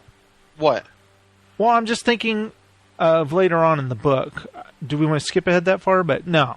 I'd wait. It's a little detail that I just thought of. But anyway, he's like, well, anyway, do what you will with me, demon. And he has some demon sex for a while, doesn't he? Yeah, and then he breaks it off and goes back to camp. And the poor thing, she's like, no, that's not enough. I wanted more sex. And she's just trapped. It's like a female demon. I don't know what it is, but it's trapped there. She's trapped in that circle of stones. That's so weird. Do you think she was always been there, or the Man in Black put her there? Who knows? Maybe we'll find out later. It's a strange Maybe we'll never hear of her again. The Star Slut. The Star Slut? Yeah, did she have a name? I can't remember. No. Just the Oracle. Just the Oracle. Whore of the Winds, he called her. Star Slut, Whore of the Winds. I love that. Great names. And, there's this little bit... I remember as soon as he goes back to camp, Jake says, you're sick. And I read it like this, you're sick! Meaning Jake watched the whole thing and goes, dude, you had sex with a demon. But no, what Jake was saying was, you're sick. He's like, no, I'll be fine. But it's funny just how the first thing I read, it was like, dude, you're sick. That was so gross. I can't believe you did that. He's like, hey, I needed some information. I did what I had to do. But doesn't it seem like it's so weird that Jake takes on this new kind of persona where he's like, I know you're going to let me die. I know what you have to do. Yeah, the moment that happens, he knows. How does he know? Maybe the Oracle told him. I forget. I don't have it written down in front of me. I had a lot of questions during this book, like certain things like that. Like why? Why does he have to die? Who? And there's a whole bit, I don't even know if it happens here, but the flashback to the grand ceremony, right? And there's a shitload of food everywhere. You got gunslingers, you got women, they're all like dudded up and everything looks awesome. And aren't they like peeking over like I don't know how young they are. But yeah, I'm not sure how old they are at that point. Meanwhile, other stuff has happened with Court since then, hasn't it? I can't remember, but I think that was after. Well, we haven't gotten to the point where he actually becomes the gunslinger against Court. Right, and I think this happened before then. What it set up was he remembers his mom and his dad sitting at this table, and his dad looked very important and all that, and his mom danced with this man, and it looked like they were doing more than just dancing. Yeah, Martin. And now, it's even now when he reflects on it, he realizes what was going on, but he wasn't sure when he was a child. He just kind of had... At that moment, he's just kind of like, there's something off about this. But now when he thinks back, it's like, dude, that guy was totally banging my mom, is what he thinks. Yeah, and this is also, I think it's kind of like this is where Jake asks him where he came from. And he says that he was from a land called New Canaan, which is the land of milk and honey described in the Bible. And that he thinks back how his land slowly deteriorated, how all those in his life were killed one by one, and he was the only one left, and that he took the sworn oath by his fathers to find the Man in Black and seek revenge. And he said he's been pursuing the Man in Black for 12 years since the walls first fell on his land, and after the revolution and war that followed it. And the only three left from the gunslinger's time are him, the Man in Black, and the Tower. There's different parts in the book where he'll reflect on someone that he knew from his past. Like good old Cuthbert, or there's... Alan. Or no, it was Jamie. Jamie and Alan and Cuthbert. And Thomas was just some boy he knew, I guess. Yeah, I'm not sure about I have Thomas. this list of characters, Bill. It says Boyhood. I doubt Thomas. I don't It says Boyhood Companion of Gunslinger. Who the hell's Thomas? I gotta go back and read this. So, anyway, I think he was just there in one scene, when they're hanging out or whatever. Maybe he was there at that ceremony where they're all peeking over. That's entirely possible. There's this weird moment. The guy's name is Martin, right? With an E? Yeah. Martin. And he seemed, the way he was dressed in like real tight leggings with the white shirt showing his chest. I was just like, what? And he's like, boy, come here and see your mother. And he's like all like kind of cocky, and he goes in there to talk to his mom, and his mom seems really kind of acting weird and kind of mentions that his father's away doing whatever he's doing, important work. His dad isn't around, and this guy Martin's just way too comfortable around his mom. And aren't they some kind of royalty? Or yeah, they are. Because only royalty speaks the high speech. Another mention of the high speech. And, I was wondering through the whole book, what is this high speech? Does everyone just talk real ignorant and stupid? But the high speech, we talk like this. But yeah, it's obviously like a different language from low speak, which I would assume is just straight English. I was looking online. There's different ideas of what it could be, but like any time during the book where anybody says something and then refers to another as "Sigh," that's like high speech for sir or madam, right? Sort of thing. So who knows what real language the high speech is? Could just be made up. I don't know. It's interesting though. But you know what's funny about this book and how it gives you have so many questions. You want to look up things online. You got to be really careful too. Yeah, I'm so hesitant to do any of that because it all links to the next books and everything. Right, like when I looked at the Wikipedia page, I made sure to click on just the book. I don't want to. I don't want to read the Dark Tower series page. I just want to read this book page. You got to be really careful. Sometimes, if you see a spoiler, sometimes it's like, oh, I just got stabbed. Because it's shit you want to find out for yourself. There's so many questions raised. I don't want somebody just to tell me, Yeah. Like, what is this place? What were the Gunslingers? Well, you see, Jason, this is what they're... No, shut up! I don't want to know that. It's just kind of like we got to learn for ourselves. And the one thing that I think is great about all this is how you have these little details that make you so curious about it. And that kind of reminded me of Star Wars, too. Remember when old Ben is telling Luke, is like, I was once a member of the Jedi Council. And you're like, ooh... And remember, and then we had to find out in the prequels. Great. See, Luke, we sit around in a circle jerk, and we don't do anything. It's like, that's not really what I imagined. It seemed a lot cooler than that. You mentioned the Jedi Trials. What's that like? Oh, we'll never see that. Oh, okay. Never mind. But you'll read about them in the book. Yeah, the Jedi Trials. But anyway, wow. But I digress. This isn't about Star Wars. What am I doing, Bill? At this point, this is whenever they get to the railroad tracks in the handcar, right? Oh, yeah, that's what's... Remember at one point they have a dialogue with the Man in Black, don't they? And he says... That's not yet. That's once they reach the opening. Yeah, and No. They encounter him before they go in the tunnel, remember? And he goes, will you be willing to follow me, Gunslinger? Or something like that. Oh, yes, you're right. And he ducks down in the tunnel. When they follow in, it just becomes pitch black, and they're walking. Remember, he shoots around him. He's like, bam, bam, bam, bam, bam. He shoots like all 12 rounds around him, and the Man in Black just is like, he's just laughing at him because he knows he can't kill him. And that's the point where Roland gives Jake the choice whether to stay or follow. It's like, you could stay here right now. Someone might find you. You might find someone. I don't know. You don't have to come with me. No, but it's like he kind of makes that disconnection to Jake right there because he knows he sees the Man in Black. He's close to him, and he's like, well, it's your choice now. Right. So he creates that separation right then and there. And Jake says something kind of whiny like, oh, just sit here. Somebody will find me. Maybe they'll have a thermos of soup or something. And he goes, at that moment, Roland disconnected. He was no longer Jake. He was just the boy. He was a gateway to get to the Man in Black, and he had to disconnect from him. And I felt really sorry for Jake through this whole part of the book. Yeah, it was such a disappointment because, I mean, I guess we knew it was going to happen, but just didn't like to see it happen. At first, you kind of imagine yourself as a young kid hanging out with this badass gunslinger. Yeah, and it's an adventure. And then all of a sudden, he's not talking to you anymore, and he seems distant and cold, and you feel like you've done something wrong, and you don't know what. You could identify with that too, and it makes you feel sad for the kid. And he's just like, "I'm going to die, aren't I?" And he's of course, Roland doesn't answer that question. Yeah, he's like, I think that's where he's trying to get off the subject, and he asks Roland about his coming of age. Yeah, when did you first beat the man, to become a gunslinger?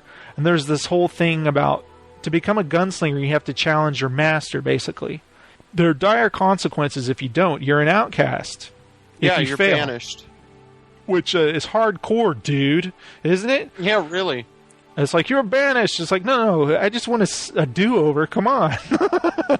I guess it's not like the driving test there, where you can just keep taking it. You're just screwed after that's it. Your whole childhood of training. And like you were talking about earlier, I think this is the point. Yeah, this is where I have it written down, that this is where he makes the decision when he leaves his room one day and he passes his mother's rooms, and Martin, who they call the Enchanter, calls him into his mom's room, and it's said that Martin is his father's right-hand man, and that he's standing next to his mom, dressed too casually, with his hand on his shoulder, and he knows that something's up right then and there. And he wants to kill the guy. That's why he wants to be a gunslinger right then and there. Yeah, he wants to take the guy out. Yeah, and his mom's acting real weird, and as soon as he leaves the room, doesn't it sound like his mom gets smacked?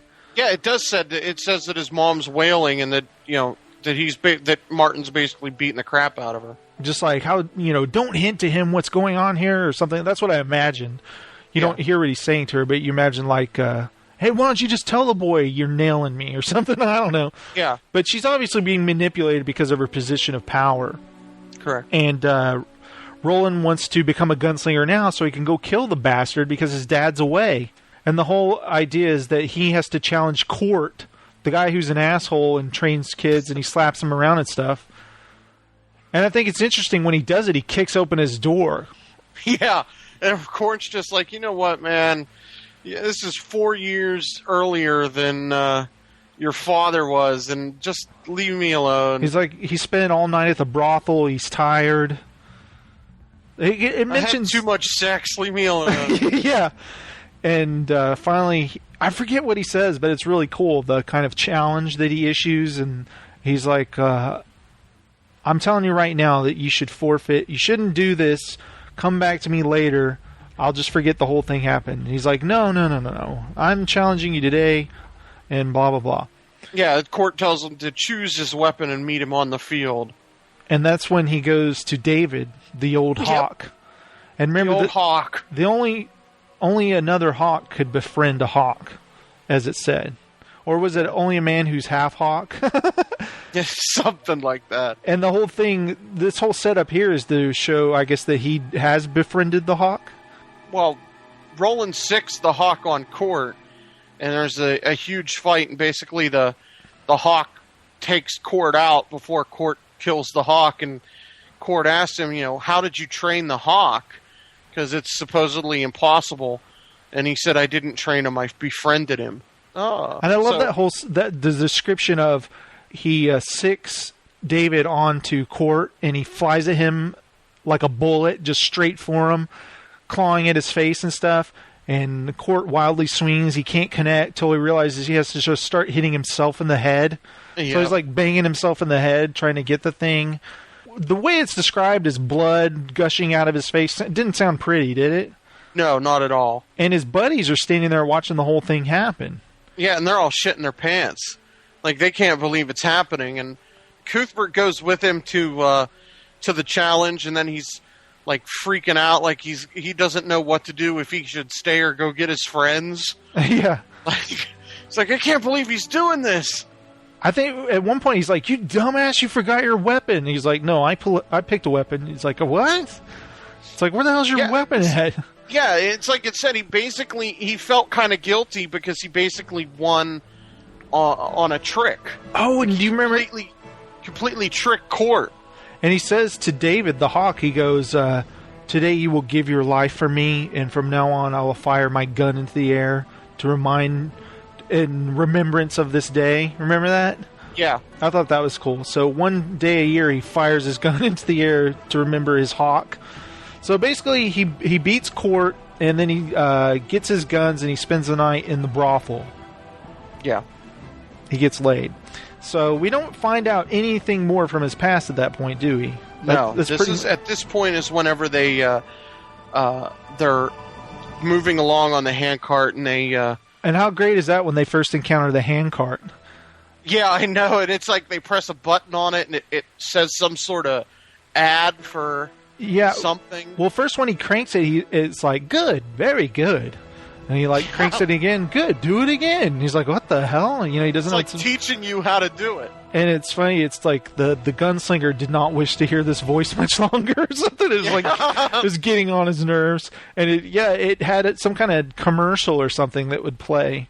And finally, he found a button and clicked it, and the voice stopped. There was some company that like made everything, something Positronics or something. Yeah, I didn't write it down. I just remember Positronics. I thought that was all totally sweet, man. Just that kind of imagery, because all of a sudden they're in this old darkened cave, and then all of a sudden basically it's old railroad tracks, right? Yeah. But then as they get deeper, it's not railroad tracks. It seems they're subway tracks. Yeah, they're in they start going by mummified bodies, and they're in like a station with shops and stuff. So they're like in a train station. Right, but before they get there, remember they encountered the slow mutants.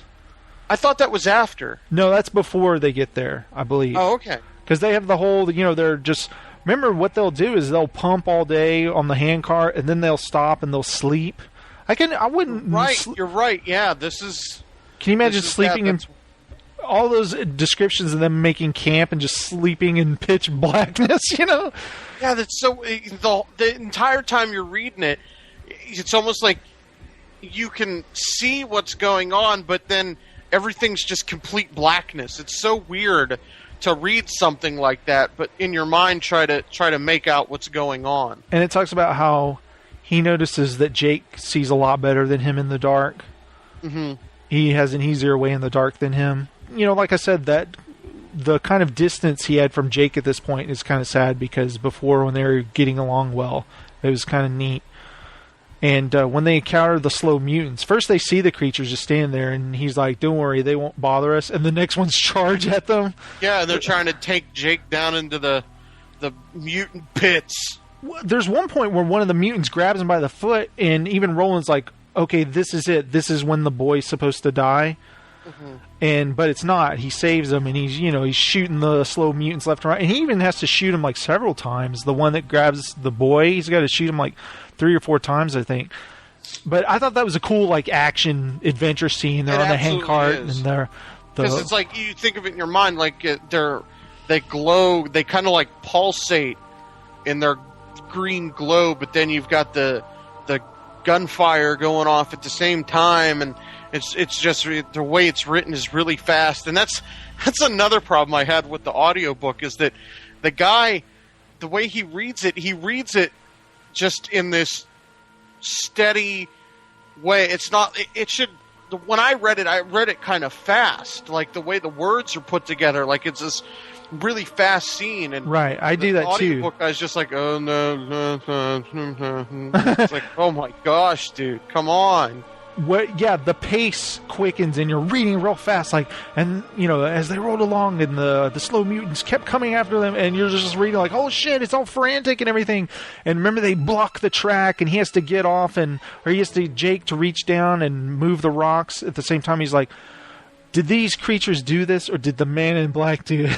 It's just like Man in Black stop him. It just, yeah. Every time he doubts, like, wait a second, the Man in Black did this. That guy's an asshole. It's always the Man in Black. He's like, what's that smell? There's a turd over there. It stinks. The Man in Black. He left that for us. Yeah, thanks a lot, Man in Black. It's in a symbol. It says, "Come after me." But when they get away from the slow mutants, I just love that, the slow mutants. Well, at least they're not fast, right? Yeah. But some of them were kind of fast. They were a little fast, but maybe slow meant that, the mind, slow learners.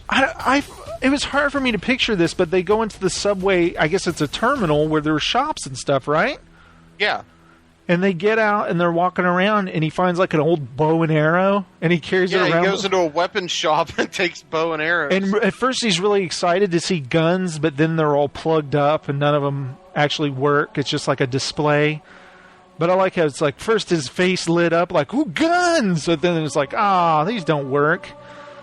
So that at first I was like excited too. Ooh, cool! He's found new weapons. He's got a rifle. He's going to start strapping them on. Yeah, but none of them work. But it takes this old crappy bow and arrow, and as they're riding along in the tunnel more, he just starts shooting it. Kind of playing around with it, and it doesn't work very well. So I guess he discards it at some point.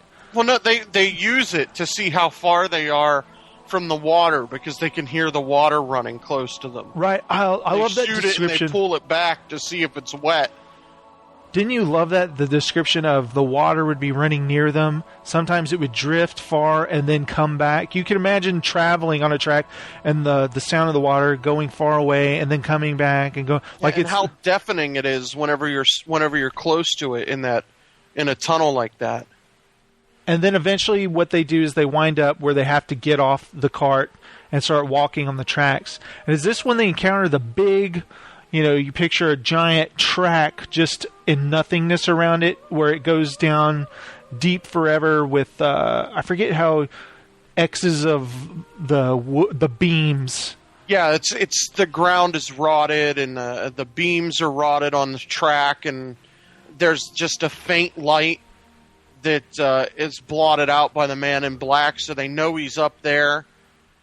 Yeah, and they've got to make their way across without falling through the tracks. And I believe what Jake at certain points he says little smartass things like, "Will you leave me here?" or something like that. But there's one point where he goes, "Let's go back. We don't have to go. Come on, let's just go back." And he's like, "No." And the boy keeps going with him. It's like the boy just can't turn away, He's got to keep going too. You got to think what it's like to be that age. Would you rather chance dying by staying with an adult or going by yourself in a strange land? You have to think about it as a young boy's point of view. We know that something's going to happen to the kid, and I was just like wondering when it's going to happen. When is it? And every point, like, while they're in this tunnel, because they're so close to the man in black, you're just thinking, is it going to be, like you said, is it going to be the slow mutants? Is it going to be this part where, they're trying to get across the track without falling? They get to the top of the track, and there's this moment, all of a sudden Jake, he's kind of fooling around on the tracks, I believe. He's getting cocky, he's going out further. I even asked you this. I said, Bill, I read this moment over and over again, and I'm having a hard time picturing it in my head. When he sees the man in black, he has to choose between going after him and the boy who's dangling. Mm-hmm. And I was trying to picture where the man in black was standing and where Roland was and where the boy is. Could he turn around? Because the whole thing is collapsing, right? All the old rickety wood and stuff. Could he turn and grab him?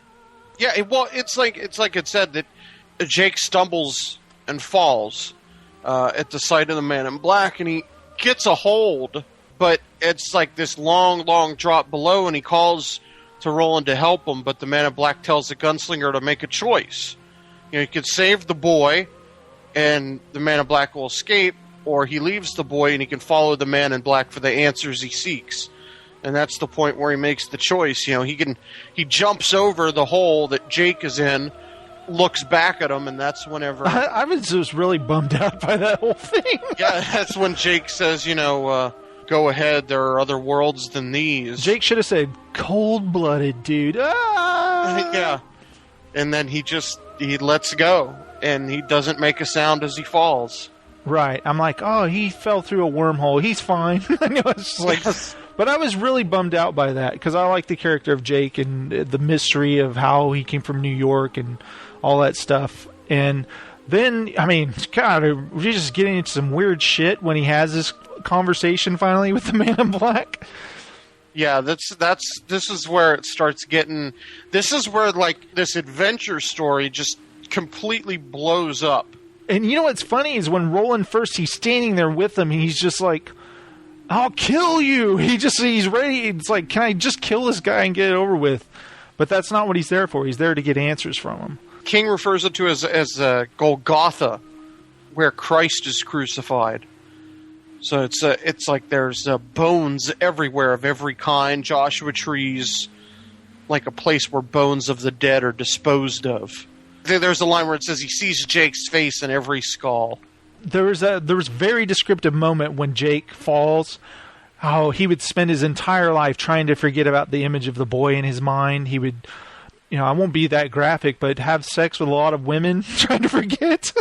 Yeah. And I was like, whoa, okay. Bury himself in... Yeah, a lot of holes. Yes. And I was like... Women parts. I can't wait to get to that part in the audiobook. I want to hear the guy say that line. He just like totally reads over it like it's not even a big deal. He's like, it's words, and words are what I do. It's my job. It's like, yeah, but it's such a great word. How could you not like linger on that? But he should have just stretched the word out. Yeah. He should have gotten into a fight over it. Like, I say this, you say that. Or like, yeah, where they're like, sorry, sir, in the sound booth, you didn't say that word right. Could you pronounce it like this? And they just spend like 30 minutes on it. You said Kunt. You said Dean Koontz. So this is a Stephen King book. So let's talk about the conversation that the Man in Black had with Roland. Right, the palaver, the final palaver. There's a whole scene of him building up this fancy fire. and it's funny that the Man in Black tells Roland to go gather wood for the fire, and he just does it. He's just kind of like, ugh, and he gets up and does it. And he's like, shall we eat? And he pulls out, I forget how to describe it, some kind of like mystic meat that he just pulls out. A skinned and gutted rabbit from his robes. Right. He wouldn't usually eat magic rabbit, right? Well, no, he doesn't. He puts it on a spit and roasts it and then gives it to the Man in Black and takes a... yeah, he chooses not to eat his mystic rabbit. Yeah, takes the last of the jerky, and there's a whole description about how the jerky tasted like tears. And I thought it was interesting. He didn't want to eat this thing he conjured up, basically. Yeah, but what's funny is if you think back to the beginning of the book, he eats the charred bacon out of the first campfire that he finds. He keeps without any reservation. So I really don't think it has anything to do with enchanted meat as much as him just being obstinate now that he's with the Man in Black. Yeah, he's like, I'm not going to eat here in front of you, dude, or I'm not going to break bread with you, basically. Yeah, no, you're exactly right. That's it. I don't dare break bread with you. It's like you're kind of a dick, because he really doesn't like the guy. And let's talk about the things he reveals to Roland. Well, I think it starts out with, like, the Man in Black, there's a part where he removes his hood, and Roland is, like, shocked how young he is. And then he does the tarot card reading, which is really, really bizarre. And it's like he says, the first card he draws is death, but it actually means life. And that the last card he draws is life, but it actually means death. But it's not for the gunslinger. He won't tell how the life fits in the pattern with the other cards since he doesn't know. So he throws the card in the fire, and then tells the gunslinger to sleep, and he just falls asleep. And this is where the whole like weirdo dream starts, where it's just blackness. It shows him the vast. I don't know. It's showing him the universe, right? Yeah, it starts with like he's like the Man in Black is like loosely quoting the Bible, and he says like, "Let us have light." Oh yeah, let there be light. Yeah, and he's like, "Stop! Let there be light." And he's like, stop it! It's just like, it's like overwhelming everything that he's seeing, the vastness, the I don't know how to describe it. Obviously, No, you're I'm not, right. The magnitude of it is almost too much for Roland to take. Yeah, he's taking all this information, and it's basically, and then it's something like, what if this world existed on, but, is just one tiny speck of sand? I really should probably read that part again since I don't remember. There's a really cool moment in it, though, where, like, the Man in Black, he's putting together this whole universe in his dream, but then there's a greater voice than the Man in Black that commands, "Let there be light." And you almost think, like, whoa, is the Man in Black actually taking him back in time, and that's God's voice, commanding, "Let there be light"? Yeah, right. And it's the way that works. It just kind of blew my mind for a few moments, and that's where he tells him to stop and everything, and that's whenever he like zooms out and shows everything, like the cosmic world, the galaxies beyond galaxies, and stuff like that. Just so detailed and so cool. He serves someone. He's not like the Man in Black's not like this evil guy who's commanding things. He's actually a servant. He says he's like the furthest minion of the tower, and that the Man in Black is actually had given that same universe vision to Martin. Right. If he had given the same vision to Martin, Martin would have perished. So it actually means that the Gunslinger is stronger than him. There's something special about him. Yeah, there's definitely there. Yeah, and whoever is in power has some kind of interest in Roland also, and is fascinated by his ability to endure. It's from the beginning. He's the last of the Gunslingers, so I mean, for him to be the last of anyone, actually, there's something is important. The specialness of him is how he endures no matter what. How he even says early in the book how his ability to adapt to situations is his gift. He can adapt to anything, right? He can accept what's happening to him and keep going, I guess. The Gunslinger tells the Man in Black that he saw a purple blade of grass. Right. And that the Man in Black explains its significance. He explains the philosophy of life in the universe. He tells him about the vision might have been their place in the universe, like an atom on a blade of grass. And imagine a place where all the worlds in the universe meet, like the tower. Like, would he dare to enter it? And I think Roland says, like, that one has dared before him to enter the tower, who's God. And then he asks him if he's wrong, and the room in the tower is empty, and fear passes over the Man in Black for the first time at these words. So he's like, oh, shit. The Gunslinger, what if you are wrong? What if, supposedly this room that you're talking about in the tower is empty? And it's just like, whoa, then what am I doing here? It's like, dude, you're asking heavy questions, Gunslinger. Yeah. Well, it's so funny that the Man in Black throws all this heavy shit on Roland, and then Roland throws it right back in his face with a simple question.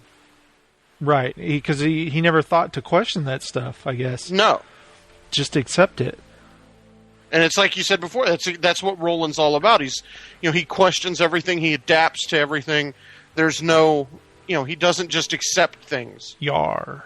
Yar! Do you say so? Let it be so. And what is it? I'm trying to remember, at what point does he tell him to go back to sleep? It's right after this. He says that the night will be extended until all has been discussed. I think that's where Roland asks him who the Man in Black's master is. And the answer is Merlin. And Merlin is the beast and the keeper of the tower. And the Man in Black has never met either of them. And Merlin came to the Man in Black in a dream many eons ago and told him his destiny. And that the Gunslinger will have to slay Merlin before he can ever reach the tower. And the Man in Black tells the Gunslinger that his mind is unlike any other in the history of the world, and someone has taken notice. Whoa. So that's the moment where we find out that Roland is more than anyone else. That's where they talk all night, and the last thing a Man in Black says to him is, "Let there be light," and that's when Roland wakes up by the dead campfire, and he's 10 years older. Yeah, and that's what I was going to ask you. Okay, is it 10 years later, or is he just 10 years older? That's something that I was thinking. I was thinking, did he actually sleep for 10 years? Because the Man in Black is now a skeleton. Yeah, right? He is now a skeleton, and the robe is rotting. So I guess it's 10 years I would later. almost have to say, yeah, he did sleep 10 years. So because at first I thought, did he just age because of the magnitude of everything that he learned? But by saying that the skeleton is there and the robe and all that I'm thinking maybe he actually did. And remember what he does is he takes the jawbone. Yeah, he takes the Man in Black's jawbone. And so my question was earlier when the Oracle said you could take the boy and go far away and come back to this later, but it felt so urgent at the time. But then just now 10 years has passed. So 10 long years, that's a long time of things passing. So how urgent is this kind of odyssey that he's on? You know what I mean? Could he have maybe taken Jake and gotten far away from there and then come back some other time and caught up to the Man in Black eventually? Well, I think, like the Oracle said, I think it was almost important that it was part of the plan that Jake dies. I don't think this is the last we're going to see of Jake, because he says then go for there are other worlds than these. I think that's going to ring true more than we know as we continue. To I read believe the book. I don't know. It's no big deal, but in Low Men in Yellow Coats, I believe a character says that exact same thing, which is really cool. But if he would have looked over and seen Jake's mangled body, that would be different. But he just kind of falls away into the blackness, and you don't hear anything. So it's just maybe we'll see what happens, right? Yeah. So I got to ask you right now. At this point, you've just finished the book. What were you thinking? Whoa. It's almost, it sits okay, the curtain is closed, and then boom, it opens up. Remember, he goes to the ocean. Yeah, and as he goes there, he says out loud, "I loved you, Jake." Right. So Jake is still strong on his mind. But it's so funny how after he achieves what he meant to achieve, all of a sudden, again, it's, "I loved you, Jake." So it's I don't know, he seems like such a wishy-washy dude. He sticks with his decision, but he regrets it at the same time. Yeah. When he has time to ponder. I think he likes to stay busy. So he doesn't ponder. Exactly. What's cool is in the book I have, the version of the book, I guess they're all the revised and expanded versions now. That's the only one in print right now that Stephen King went back. But mine has illustrations in it. And that last illustration is of the gunslinger sitting on the beach. I think you've seen the picture online, right? Yeah, with just barely the tower. The hint of the... it's there, but it isn't there. It's somewhere in the... Right, it's just this quest that he must find the Dark Tower. But I love that artwork. The imagery of the Dark Tower is so cool. I mean, it just leaves so much to the imagination. You're just wow, we just barely have even an inkling of the story, which is so cool. I mean, I was fascinated by the book, and I was saying "yar" a lot, and "do you say so?" And I just was really captured by it all. Yeah, and it's so cool how it ends the way, he's just sitting on the beach, just waiting for the time of the drawing, like what the Oracle told him, because there's nowhere else he can go. He's just as far as he's gone. Now he just has to wait it out. And it's so interesting that he's going where, whatever world he lives in, so many people, like he said back at the town of Toll, I was like, I don't know what lies there. I'm not going over there. So he's going to all these strange places where the people don't even travel. I mean, they stay put because the world is such a weird, strange, scary place. Well, it's become, the world has moved on to the point where no one travels. There's no one there to travel. So I'm going to definitely say that I loved the whole atmosphere of the book. And, yeah, definitely. And I can't wait to read more. Honestly, I wanted to pick up the other book right away and just start reading it, but I stopped myself. And I'm not sure if I should have. I should have just kept going. I wanted to do this show, the book club show, and, let's all talk about it. I hope, everyone who read the book, I don't know if you enjoyed it or not, but I think it's cool that just the idea of a group of people all reading the same book at the same time, isn't that cool? It is. I love that. It's so great that, other people can read along with us and then get into it. And it's cool. It's something I never would have thought is cool, but it's cool. It is. And hell, I do want to read all the books. Hopefully I like all of them. But we do have a couple of voicemails here, Bill. And Excellent. I'd love to hear them. Let's check out the first one, okay? Nowhere in Mulberry. How's it going? This is Ross from Northern California. I've been wanting to call for a long time, but never got a chance. But just wanted to say I finished the book, The Gunslinger, and really, really enjoyed it. I was kind of skeptical at the beginning, it being a Stephen King book, and I haven't really read anything of his, and the only exposure I've had to him was like Sleepwalkers, which was terrible, and which was scary at the beginning, but by the end, when John Ritter's fighting some giant telepathic arachno crab, I kind of lost interest. So not the book, the But TV I have show. to say, Don't forget the I was wrong about Langoliers. this. I really enjoyed this book. It kind of grabbed me the whole time from the beginning on. It almost felt like just a regular, really well-written cowboy novel, but then when you get into the town of Tull and you're dealing with Nort's resurrection and, you know, Sylvia Pitson and her whole sermon and how he gets the information out of her and then what ultimately ends up happening in the town of Tull, I was like, wow, yeah, this is more up my alley. This is more what I would think a Stephen King book would be.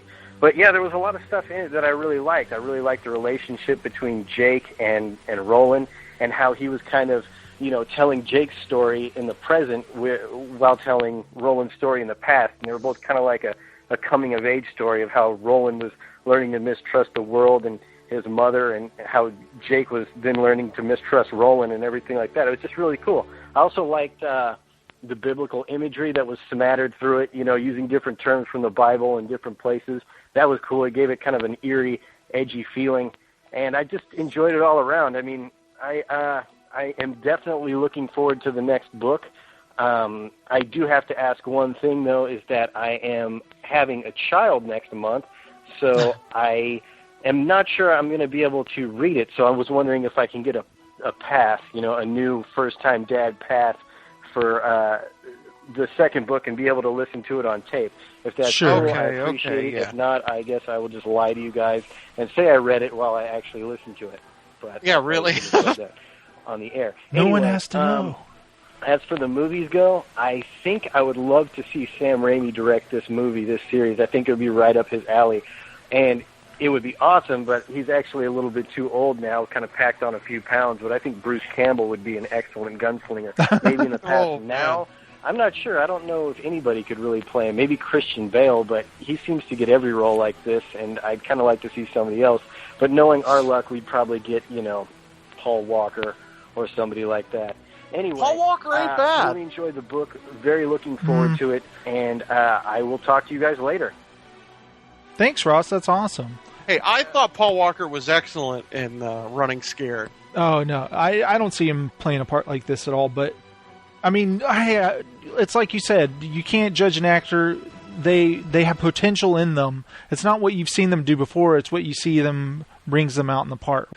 But anyway, what I was going to say, you actually have a lot of time to read with a baby. Because a baby sleeps a lot.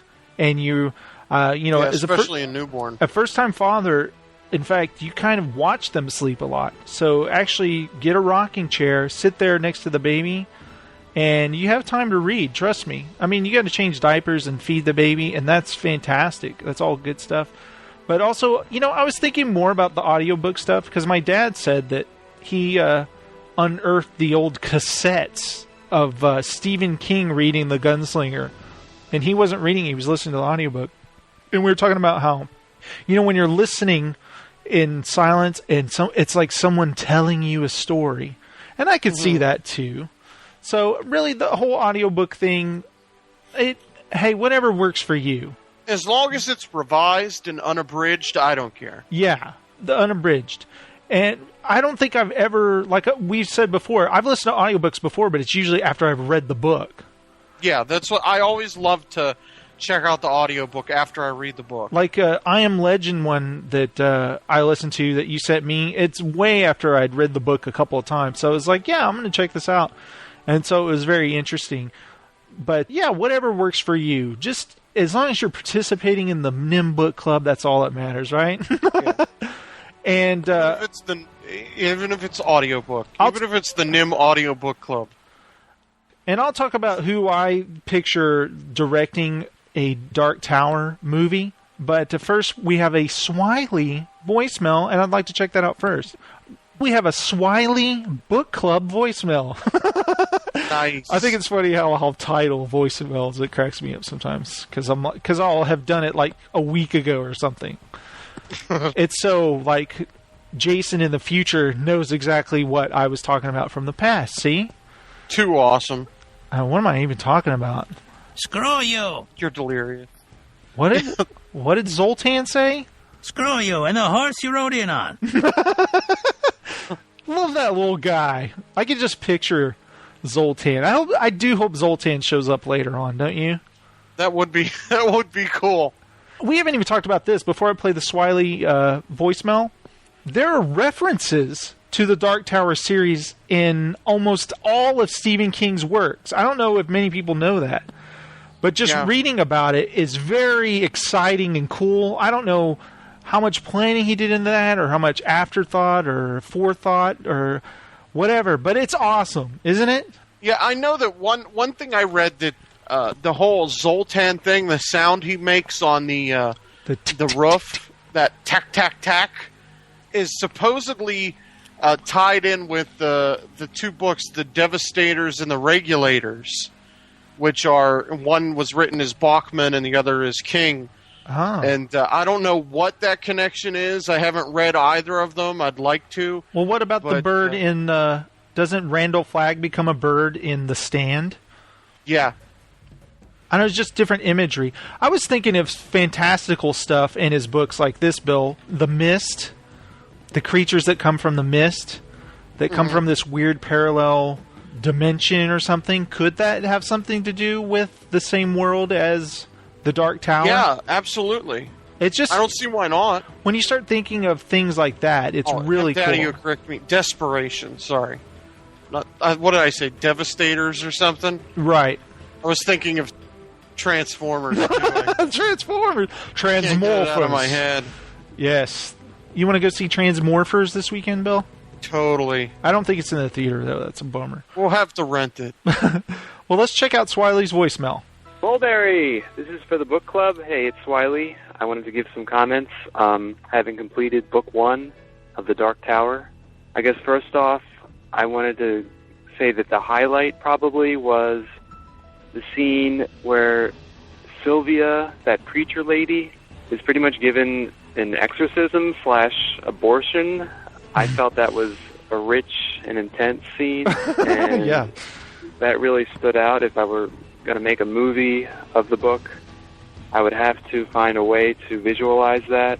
Another really intriguing question I had throughout the book, throughout the Gunslinger, was the nature of the universe that they're in. Is it like some sort of alternate universe? Is it a post-apocalyptic future in space, or some sort of like afterlife? And there's like these biblical allusions throughout the book. Near the very end, the man in black says that a certain stranger's name is Legion, which is actually what these demons in the New Testament told Jesus when he exorcised a herd of pigs. So our name I don't know. I Legion. appreciated the specific, really non-obvious biblical references. On the negative, I'd say that there were a few times that King referred to Alice or Allie. I think it was after the first book. He keeps referring to that girl from Tull just over and over again, but then he drops, some tertiary characters' names without any description or frame of reference. It's just kind of a little bit frustrating. But, and number 19 is a big part of the first novella, but that's pretty much it as far as the first book. He probably goes into the significance of 19 later on in the series, but he made a lot of it in the introduction. That's true. I almost expected more of that later in the book. That was about it. One thing I noted was how strongly the relationship between Roland and Jake reminded me of Cormac McCarthy's The Road. Just the sort of, fatherly instinct that causes Roland to be really attached to the kid, even though eventually he feels as though the boy's just sort of a pawn in the Man in Black's sort of grand design. Another great scene was near the end when he finally reaches the Man in Black and he's given this crazy monologue describing the scale of the universe. It's an idea, I think, that we've seen, like the end of Men in Black, just the idea that, the universe could be within a grain of sand or a drop of water, and there's an entire universe or, group of universes around us. I know it's very early in the journey after just one book, but I couldn't help but wonder if you were planning to discuss movie or TV adaptation, who would be a good Gunslinger, who would direct it. I mean, Leone and Peckinpah can't be resurrected, unfortunately, but I was thinking Guillermo del Toro would be able to bring the slow mutants to vivid life. Christoph Gans, he directed Brotherhood of the Wolf. I think he might be a good option. And even though I think he needs a lot of work directing actors, I think Zack Snyder's skills as a visual stylist would match up in some portions. I think there's a section that describes the Gunslingers like an act of violence that was almost beautiful. And there's a train. He's missing the train. I think Zack Snyder could make that visually really sweet. I guess if Andy Dufresne turns out to be a gunslinger, they could throw Frank Darabont a bone and let him direct part of it. I don't know. Anyway, he'd probably I really love enjoyed that. the first book. Oh, I he really would. look forward to the rest of this book club. I know we have a long way to go. In conclusion, It's the beginning of the journey. Libya is a land of contrast. Thank you. Oh, well, thanks, Wyler. That was an awesome voicemail. Yeah, and isn't in the mist Darabont threw a photo of Roland? Or a painting of he's Roland. painting the Gunslinger at the beginning. Yeah. That is so cool. What he's talking about, the different directors, Guillermo del Toro, handling The Hobbit and stuff. I mean, I know we're just coming up with fantasy. I just don't think there's any way that would ever happen. No. The guy's going to be busy for a while. But also, I like the other guy, and the guy who did Children of Men, Bill. Yeah, Alfonso Cuarón. And he did the best Harry Potter in the series. I think he would do an awesome Gunslinger. I honestly do. I think he would too. But, I can't get the fact that Damon Lindelof and J.J. Abrams have, bought the rights for, 5 cents from Stephen King for the series. So, I would love to see J.J. try and pull this off. Right. J.J. Abrams wants to do The Dark Tower. And as it stands now, I know directors get sidetracked all the time, or they lose interest, like, let me make Mission Impossible 6 first, or something like that. But I know that Damon Lindelof is a Stephen King freak. And I know that he's also a Dark Tower freak more than anything. And I trust that guy as a writer. I think he's a fantastic writer. And, he is. And I think he would do a good job. In fact, my pick to play Roland is on Lost. And no, it's not Charlie. And not Saeed. No. Saeed, I don't think would be a very good Roland. But Josh Holloway, who plays Sawyer, I think would be a perfect Roland. You're absolutely right. I don't think there could be a better Roland. In fact, when I watch Lost, I almost feel like they already know that. Oh, dude, this is our Roland. Well, let's give him scenes where he kind of acts like Roland. I almost feel that. And Josh Holloway, you made at the beginning of Lost and to now, he's shown me that he's an incredible actor. I really think he is. And he's hilarious, too. He can be funny. He can be scary and violent. He's perfect, I think. I can't get Ian McShane's voice out of my head, Bill, when it comes to the Man in Black. I just picture him saying, Gunslinger. Well, maybe he could be Stephen Deshane. Maybe he could be Roland's father. Right, but he would be a great Man in Black, though. The Man in Black's got to be young. It doesn't matter. Can he become abnormally young? Okay, how about who's the guy who played Robert the Bruce in Braveheart? He might be good. Oh, I think he's kind of let himself go though. Angus McFadden. Angus McFadden, yeah. I don't know. I almost see someone with a boisterous voice. You know what I mean? Mm-hmm. I just want to hear lots of Gunslinger. Because that's what anyone calls him. Does anyone know Roland is his name? They're all like, hey, Gunslinger. No, not in this book. Everybody just calls him the Gunslinger, I think. I love that. If you think about it, the book's told from a third-person point of view. It's not told from Roland's point of view. Right. So who's telling the story? Which was great also because I've been reading all the Sookie books that are all from first person. I loved to get into a book that was in third person because first person, after you read like 3 books of it, it's time to take a break, I think. Yeah. You know, I've only read a couple first person point of view books and I never liked them. I just don't like that. I like it to a point, but I just, like I said, I need a breather after a while. I like good third-person storytelling. That's bread and butter, baby. That's what it's all about, right? Yeah, Josh Holloway. So you're saying Ian McShane wouldn't really work for the Man in Black? No. Okay. Crispin Glover. Yikes. You could think of somebody. I would almost say even like... I know what to do. He's Ian McShane until he unveils his face to the Gunslinger. Then he's a young guy. What about that? That would work. And it would be like, holy shit, I thought you were Ian McShane this whole time, but you're just like a dude in his 30s or something. You're not Lovejoy. You're not Al Swearingen. God, I miss Deadwood. I miss that show. Oh, okay, he'll be Timothy Olyphant at the end. Olyphant! God, no. Be Josh Duhamel. Josh Duhamel? Or whatever? No. Scott Conn. No, okay, Josh Holloway would be the only TV actor to appear in the series. How's that? Okay. What about Terry O'Quinn? Oh, he would be great. Okay. Maybe he could play Stephen Deshane. How about every actor that's been on Lost, guest stars, anything, they're all in the whole series. They just cast all those people. Except Matthew Fox. Yeah, well, I don't know. He would be good in certain roles. He could play his dad in the flashbacks. Okay. I think Matthew Fox is good. It's just, That would be funny if the movie was like the entire cast of Lost. Yeah. It's like, dude, I know it's supposed to be a desert, but it looks a lot like Oahu. Did they even leave? You got to think about Jack's character in Lost. We're not talking about Lost here, but I'm just mentioning this for a second. That at times his character, the way they write him, could be aggravating, but I think Matthew Fox is a really decent actor.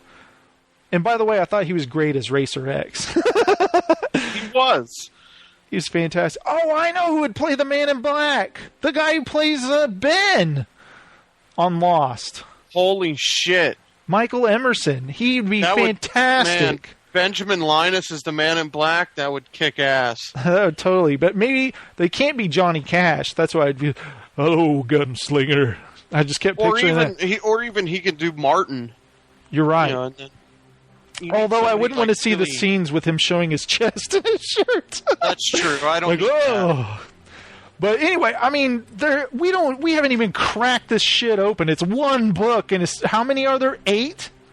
7. 7 books. Okay, we got 6 books to read. So this was an awesome beginning, and I'm glad I bought this because I'll always cherish this book. It's really good, and I'm going to keep listening to the audiobook too. I got to finish it now because I started it. And I got to finish it. It's good. It's the guy does a good job. He's a little. Bill, I can only listen, Bill, but it's not bad. During the day, I can listen to it because, like I said, if I turn this on and I'm laying in bed, it's like. Oh yeah, you'll fall right asleep. It's because it's like when you're a kid and your parents read you to sleep. I'm used to that. It's like once upon a time there was a gunslinger. I can't listen to an audiobook without falling asleep. I'll never forget one. Beans, a musical fruit.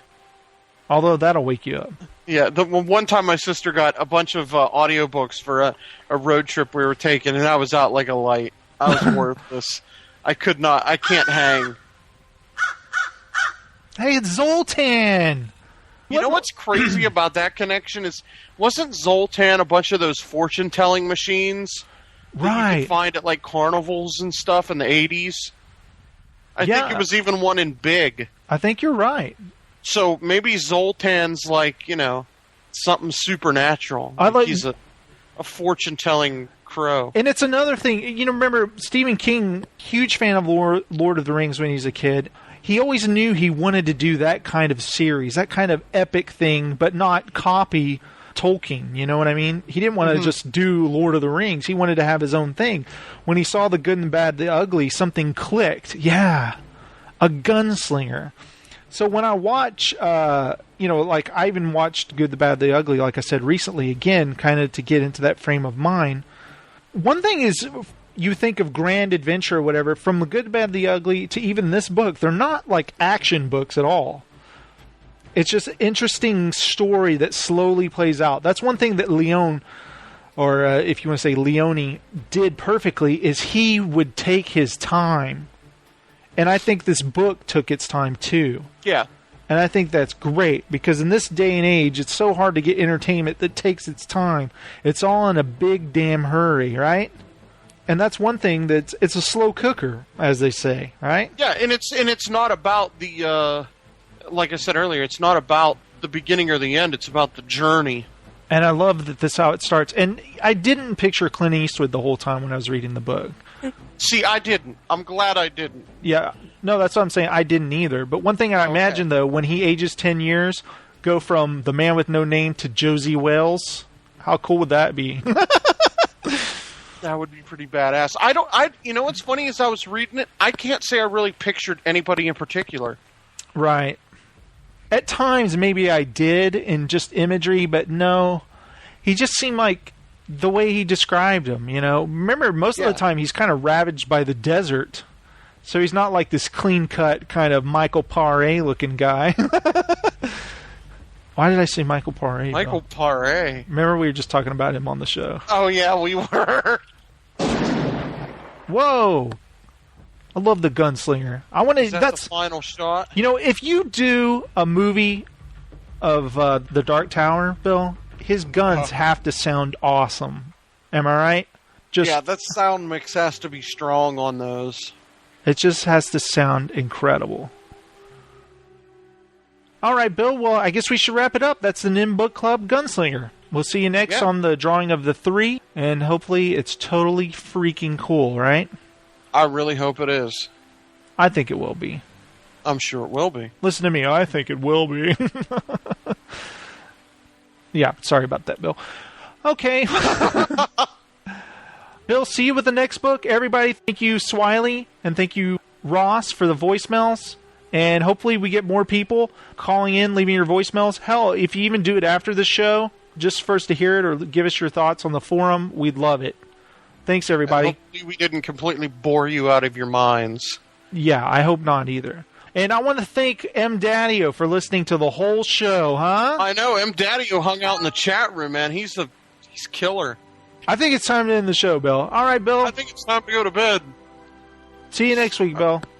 Yes. No, wait. See you a month from now when we finish the next book. End of July, we'll do the next book. And hopefully we'll have Steven with us. Yeah. End of July, early August. Oh, and thanks to my dad for doing this intro music. I asked him to do it, and he did it for me. Thanks, Dad. Kicked ass.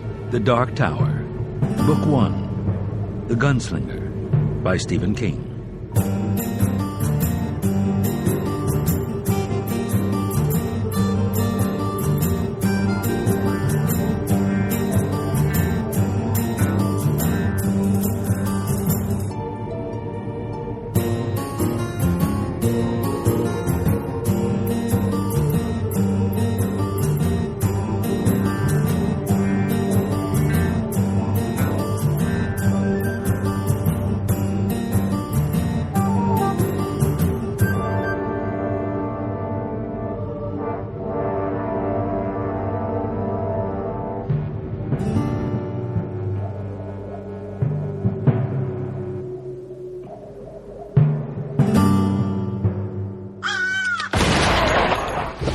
Adventure beyond the imagination, with one writer who towers above the rest. Experience the ultimate fantasy series, Stephen King's Dark Tower, available where books are sold. Screw you and the horse you rode in on. Now this is podcasting.